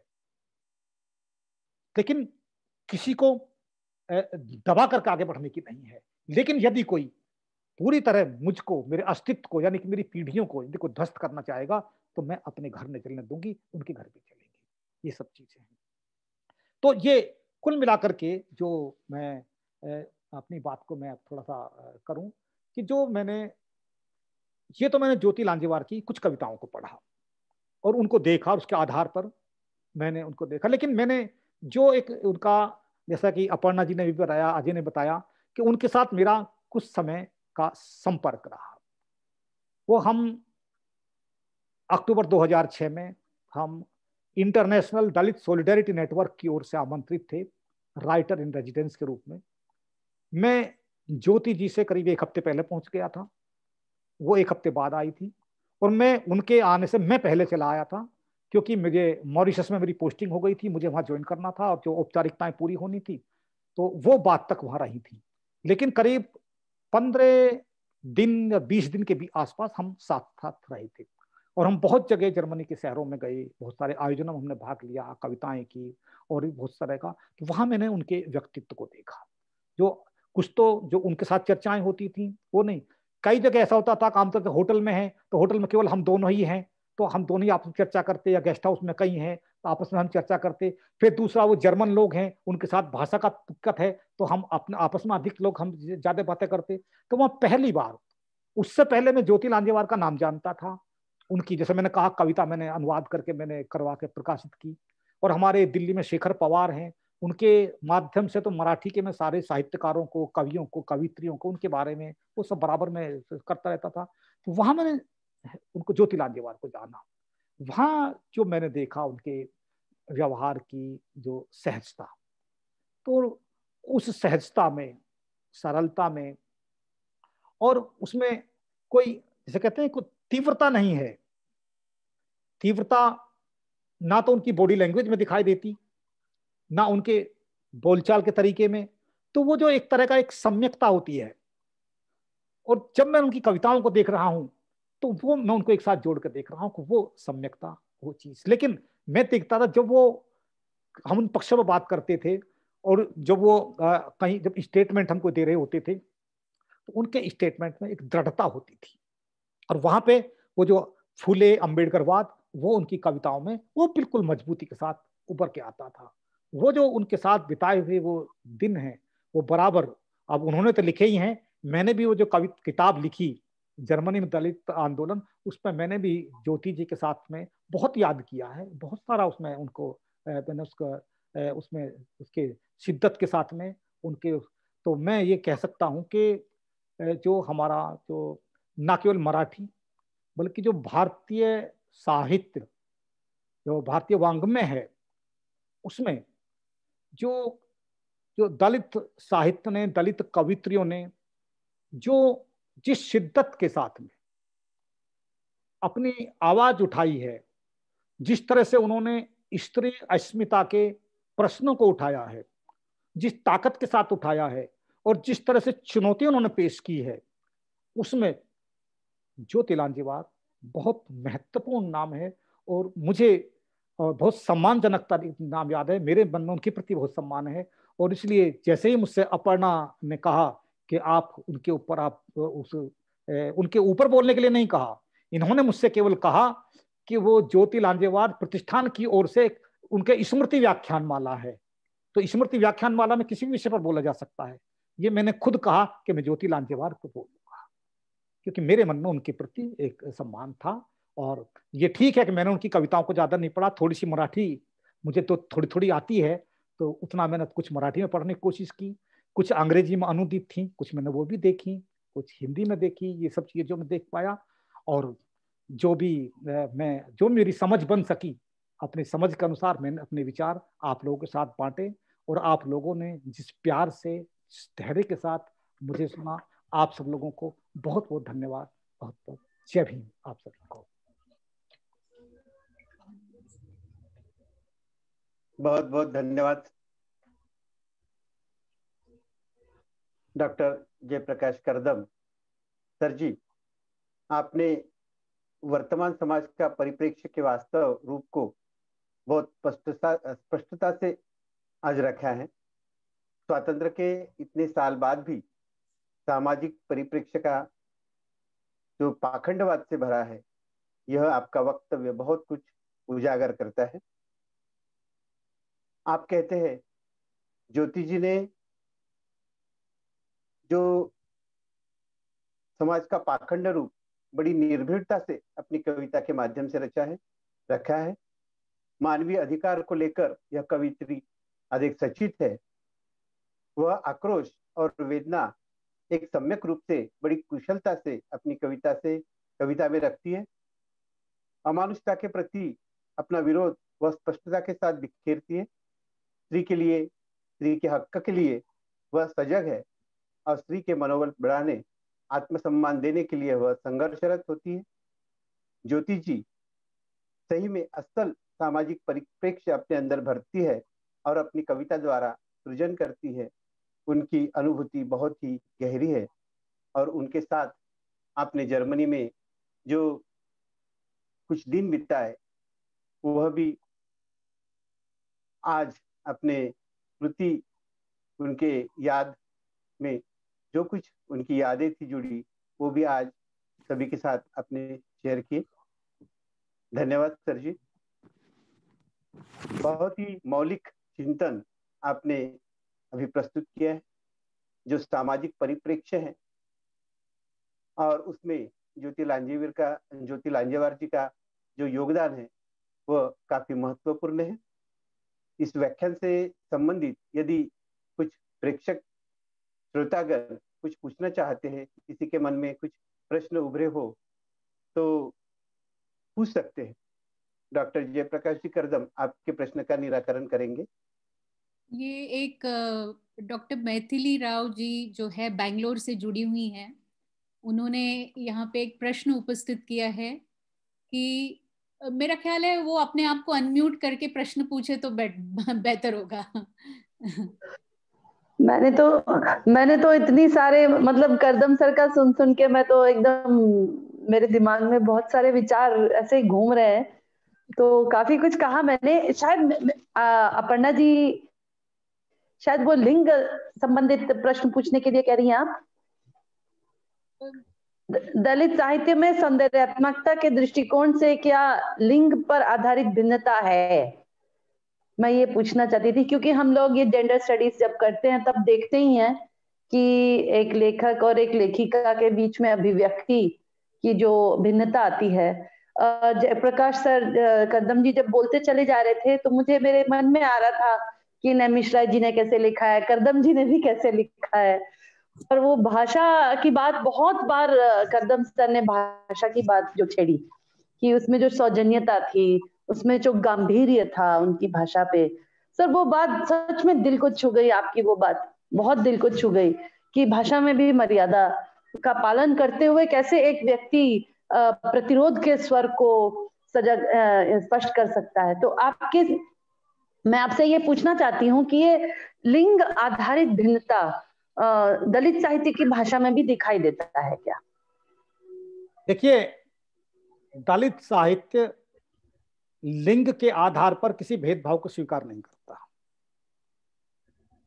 और जब हम बाबा साहेब अम्बेडकर की बात करते हैं या अम्बेडकरवाद की बात करते हैं, फूलेवाद की बात करते हैं, बुद्धवाद की बात करते हैं, तो वहां कहीं भी किसी भी आधार पर हम भगवान गौतम बुद्ध के पीरियड में देखें, वहां जो संघों में जो आते थे, वहां जो लोग जो पहले संघ में दीक्षित होता था वो वरिष्ठ हो जाता था, चाहे वो किसी भी वर्ण का, किसी भी संप्रदाय, किसी भी जाति का, किसी भी कुल का हो। उसी तरह से स्त्रियां जो भिक्षुणी बनी, वहां पे भी वो कोई भी आई, वो आने संघ में भी दीक्षित हुई तो वो सबसे पहले वो वरिष्ठ हुई, तो उन्होंने उसको एकदम से नकार दिया। वो सब इसलिए वो संघ में भिक्षु रहे तो भिक्षुणियां रही, उन्होंने सबको बराबर जगह दिया। अभी जब संविधान हमारा कहता है कि वो किसी भी तरह से वो सारे धर्म, जाति, लिंग, नस्ल, रंग, किसी भी तरह के भेदभाव को समाप्त करता है और सबको समानता का अधिकार देता है, समान मानता है। दलित साहित्य उसी संविधान की भावना को उन्हीं संविधान के मूल्यों को, उनकी संविधान के कहने के जो आकांक्षाएं हैं, अपेक्षाएं हैं, उन्हीं के आधार पर वो आगे बढ़ना चाहता है। तो इसलिए वो लिंग के आधार पर भेदभाव का कोई सवाल नहीं है, वो सबको मानता है। जो भाषा का जहां तक सवाल है, ये भाषा निर्मित होती है हमारे परिवेश से। देखना ये होता है कि दलित लेखकों में भी, गैर दलितों की बात मैं नहीं कर रहा हूं, कि वो जिस परिवेश से आ रहे हैं, उन परिवेश से उनका जो निर्माण हो रहा है, वो किन परिस्थितियों ने उनका निर्माण किया है। अब यदि मैं एक छोटा सा उदाहरण आपको देता हूं, यदि नामदेव ढसाल है, अब नामदेव ढसाल की गोलपीठा को की यदि कविता हम पढ़ते हैं और उन कविताओं की शब्दावली को हम लेते हैं, तो वो शब्दावली जो उससे परिचित नहीं है, उनके लिए वो शब्दावली एक अलग तरह की लगेगी कि ये एक भिन्न तरह की चीज है। लेकिन वो सच्चाई है, क्योंकि वो उसके जीवन की, उसे जिया है, उसी भाषा से वो गुजरा है, उसकी वो भाषा रही है। तो ऐसी जो मैं कह रहा हूं, जो मराठी का जो आवेग है भाषा का, यदि वो आवेग जो का त्यों हिंदी में आ जाता है, तो वो बहुत ज्यादा वो आक्रामक कहीं कहीं लगने लग जाता है, जबकि वो सहज आवेग होता है उस भाषा का, क्योंकि वो एक अलग तरह का परिवेश है। तो जिस व्यक्ति का परिवेश उस रूप में नहीं हुआ है, उसका कि उसकी भाषा में कहीं कहीं इस तरह का वो कह रहे हैं ना, उस तरह की जो लैंगिक, जिसे हम कह सकते हैं कि वो छाया कहीं दिखाई दे सकती है, लेकिन हम उसका समर्थन नहीं कर सकते, उसके लिए जगह नहीं दे सकते। हमको भाषा में भी वही सम्मान, वही मर्यादा, वही सम्यक, वही सम्यकता, वही संयम हमको चाहिए, उसकी जरूरत है, और वो उसी को ही हम साहित्य में जगह भी देंगे और उसी को मूल्य मानेंगे। यदि लैंगिक आधार पर भाषा भी यदि कहीं इस तरह की होगी, इसलिए मैं, क्योंकि मैंने लोक साहित्य पर काम किया है, अभी भी कर रहा हूं, मैं देखता हूं हमारे यहाँ लोक जीवन में बहुत सारे मुहावरे, बहुत सारी कहावतें, बहुत सारी चीजें इस तरह की हैं कि जो लैंगिक आधार पर हैं, जातियों के आधार पर हैं, लैंगिक आधार पर हैं, हम उनका विरोध करते हैं कि इसलिए इस तरह के मुहावरे बदले जाए। इन मुहावरों की हमें जरूरत नहीं है, हम उनका विरोध करेंगे, ऐसी कहावतों का विरोध करेंगे, ऐसी कहानियों का विरोध करेंगे, इस तरह की चीजों का। तो ऐसे बहुत सारी चीजें हैं जो हमारे चीजें। तो भाषा का निर्माण, अब निर्माण जिन्होंने किया है, वो उस वर्चस्वशाली वर्ग ने, जो पितृसत्ता का जो प्रतिसत्तात्मक वर्ग है, जो जाति सत्तात्मक वर्ग है, तो दोनों एक ही है, वर्चस्व रखता है। समाज में वो जाति का वर्चस्व रखता है, परिवार में वो पुरुष के नाम पर वर्चस्व रखता है, दोनों सत्ता एक है। इसलिए वो जो भाषा वो गड्ढमड करता है, वो भाषा अपनी बनाकर रखता है। इसलिए उस भाषा का प्रभाव यदि कहीं हमारे दलित लेखकों पर है, तो वो उसे हम स्वाभाविक नहीं मानते, कहीं हम उस लेखक का हम समझते हैं कि उसकी जानबूझकर नहीं कर रहा है, बल्कि उसके को चेतना का विकास उतना नहीं हुआ है, वो उतना चीजों को समझ नहीं पाया है, इस कारण केवल हुआ होगा, उनको हम आश्रय नहीं दे सकते। सर, करदम सर मुंबई विद्यापीठ के प्रोफेसर शिवाजी सरगर अंग्रेजी विभाग के यहाँ जुड़े हुए हैं और उन्होंने अपना हाथ रेस किया है, आपको कुछ शायद सवाल पूछना चाहते हैं जी। डॉक्टर सरगर। या ma'am, thank you very much ma'am. Actually मेरा सवाल ऐसा कुछ नहीं है, लेकिन just one observation I am having. Doctor सवाल।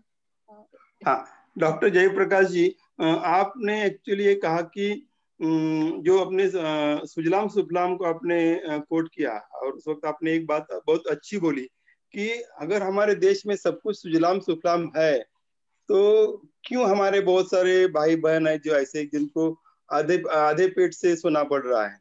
ये जो बात आपने कही, actually that is a very big question which has been raised by not only Jyoti Lanjewar ma'am, but it is almost there in all the literature written by the people belonging, not only I don't want to put Lanjewar madam into that quote unquote Dalit literature kind of thing, जो आपने actually उसी को आपने refer किया है कि हम उनको कब समझेंगे कि they are human beings, why we are trying to put these people who are actually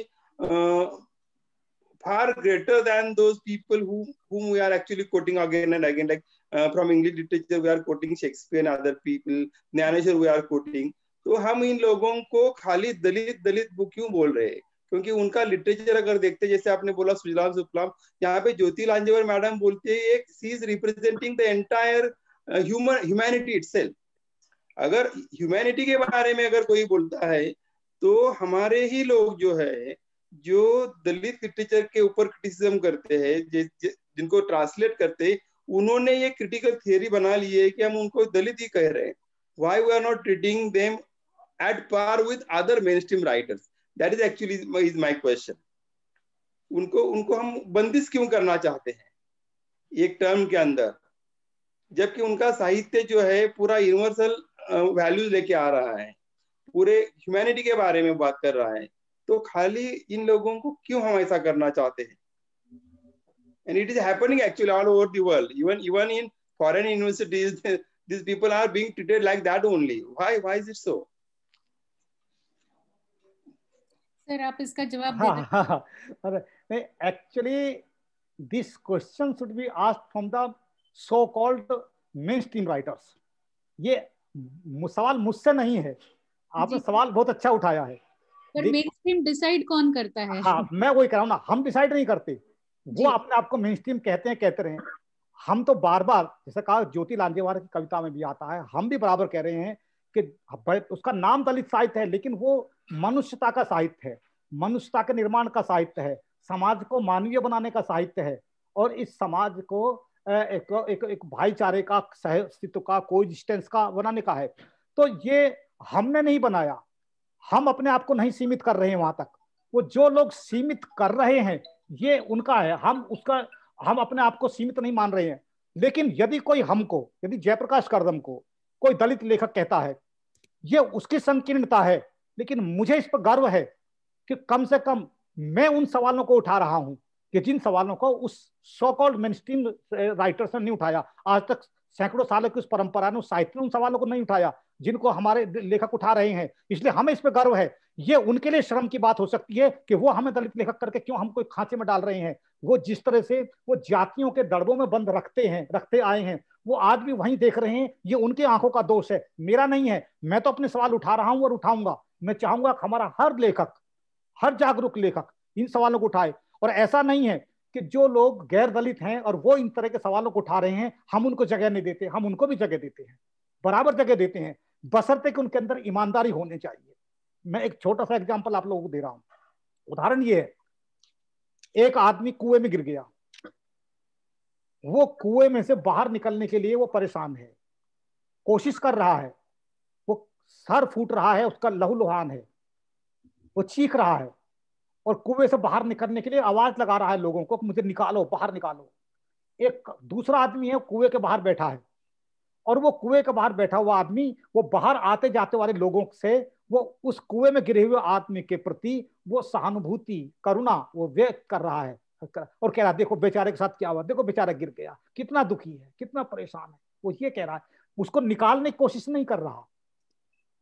चीज ये है कि यदि कोई दलितों के बारे में, शोषितों के बारे में, उत्पीड़ितों के बारे में यदि केवल हमदर्दी जताता है, केवल संपैथी जताता है, आपके बहुत बड़े राइटर हुए हैं, आपके इंदौर के थे, मराठी भाषी थे, प्रभाकर माचवे, उन्होंने इसे लिप सिंपैथी शब्द दिया था कि ये कुछ नहीं, लिप सिंपैथी है यदि कोई ऐसा करते हैं. आखिर आप, यदि आप कुएं के बाहर हैं, वो कुएं में गिरा हुआ आदमी है, उसे निकालने की कोशिश आप क्यों नहीं कर रहे? आप क्यों नहीं जाते दूर के गांव में जाएं, बस्ती में जाएं, वहां से रस्सी लाएं, लाकर के डालें, उसको निकालें, कुछ करें. आप वहीं खड़े खड़े आप उससे सहानुभूति व्यक्त कर रहे हैं. और आने जाने वाले लोग जो उसके अपने समाज के हैं वो क्या करें, कितना दयालु आदमी है, जो कुएं में गिरे हुए आदमी के साथ भी सहानुभूति जता रहा है. यानी कुछ सहानुभूति के साथ आप सहानुभूति जता रहे हैं, लेकिन जो आदमी दुखी है, जो भोग रहा है, उसके प्रति उसको निकालने के लिए, उसको ऊपर उठाने की कोशिश आप नहीं कर रहे हैं. यही हिपोक्रेसी है, यही पाखंड है. और इसी पाखंड को दलित कविता, दलित साहित्य पूरी ईमानदारी के साथ, साहस के साथ उसको अभिव्यक्त कर रहा है. एक्चुअली सर मैं वही कहना चाहता हूँ कि अभी टाइम आ गया है कि हम ही लोगों को हमको बोलना चाहिए कि we are now at the centre. हम मेन स्ट्रीम है, हम कह रहे हैं, हम मुख्य धारा, हम मुख्य धारा, हम तो कह रहे हैं. वो अपने आप क्या कहते हैं उन्हें कहने दीजिए, हम अपने आप में मुख्य धारा है. Actually the time has come for that. बिल्कुल, यस, एग्रीड, फुल्ली एग्रीड. दलित साहित्यिक बहुत शुरू से अपने आप को सेंटर में समझते हैं, मार्जिन्स में कभी समझते ही नहीं थे.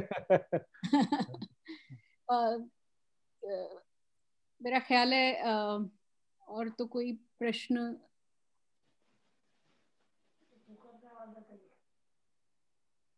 मेरा ख्याल है और कोई सवाल हम नहीं लेंगे, और मैं अजय से निवेदन करती हूँ, अनुरोध करती हूँ कि वो आखिरी की जो औपचारिकता है उसको पार लगाए। बहुत ही खूबसूरत, बहुत ही एक मतलब विश्लेषणात्मक और इतने गहराई से, इतने गहन अध्ययन से आपका ये वक्तव्य आज का हुआ है, और मैं आपको शब्दों में बयान नहीं कर सकती। शायद फोन पर हमारी बात होगी इसके बाद। मैं अजय को अनुरोध करती हूँ कि आभार उसने व्यक्त करें, वो आके व्यक्त करें। अब अजय। ठीक है अपर्णा। एक मिनट। हमारे साथ तीनों दिन बहुत शिद्दत से जुड़े professor Mohan Verma, Badri Verma, professor emeritus Wisconsin university, और जो अजय ने कुछ कविताएं पढ़ी है वो उनका अनुवाद है।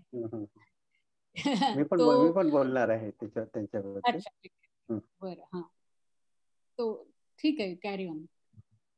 तो आज के इस चिंतन व्याख्यान का जो प्रभाव है वो काफी प्रभावशाली व्याख्यान रहा है, और इस संदर्भ में जो भी किसी के मन में प्रश्न उभर आए हैं उस प्रश्न का निराकरण बहुत बखूबी से डॉक्टर जयप्रकाश जी करदम ने किया। उन्होंने एक कविता का, ज्योति जी के जो कविता का अनुवाद हुआ है उसकी 4 लाइन उन्होंने पढ़ी थी। मुझे लगता है समापन के पहले, आभार प्रदर्शन के पहले, वो एक कविता, पूरी कविता मैं रखना चाहूंगा, और उसके बाद हम पहुंचेंगे आभार की ओर। और सर ने उस कविता का शीर्षक भी पढ़ा था और 4 लाइन भी पढ़े थे। जीवन भर का रिश्ता।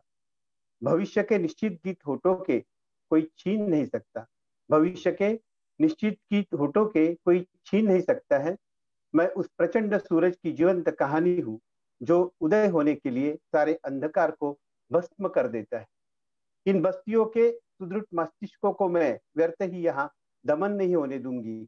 आग की प्रबल लपटों को मैं और भड़कने नहीं दूंगी, और जब गांव टोले जलने लगेंगे हर हाथ में मशाल थमा दूंगी। उन सबके लिए जिन्होंने रूढ़िवादिता का अंधकार पिया है, उन सबके लिए जिन्होंने रूढ़िवादिता का अंधकार पिया है, उन सब मठाधीश और पंडितों के लिए जिन्होंने स्वार्थ के लिए धर्म का आह्वान किया है, उनको आगे न बढ़ने दूंगी। खंदक खोद कर, सुरंगे बिछाकर मैं उसमें बारूद भर दूंगी। कोई भी पर्वतीय क्षेत्र मुझे अब भयभीत नहीं कर सकता है, कोई भी पर्वतीय क्षेत्र मुझे अब भयभीत नहीं कर सकता है, क्योंकि तूफानी अंधोड़े से मेरा जीवन भर का रिश्ता जो जुड़ गया है, क्योंकि तूफानी अंधोड़े से मेरा जीवन भर का रिश्ता जो जुड़ गया है।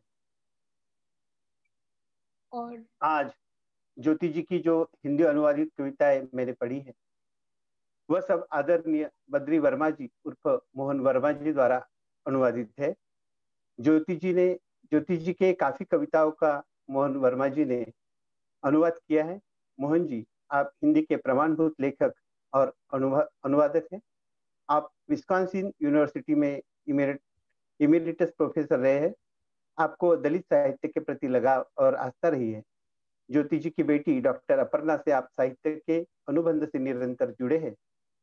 लगातार 3 दिन आप इस ऑनलाइन प्रोग्राम से जुड़े हैं। आज भी इस वक्त जहां आप हैं वहां भोर है, जाड़े की भोर, फिर भी आप ऑनलाइन हैं। ज्योति जी के प्रति यह आपकी आस्था है। वर्मा सर जी, आपकी अनुदित कविता ने आज मेरा काम आसान कर दिया। आपका दिल की गहराई से धन्यवाद। धन्यवाद सर जी।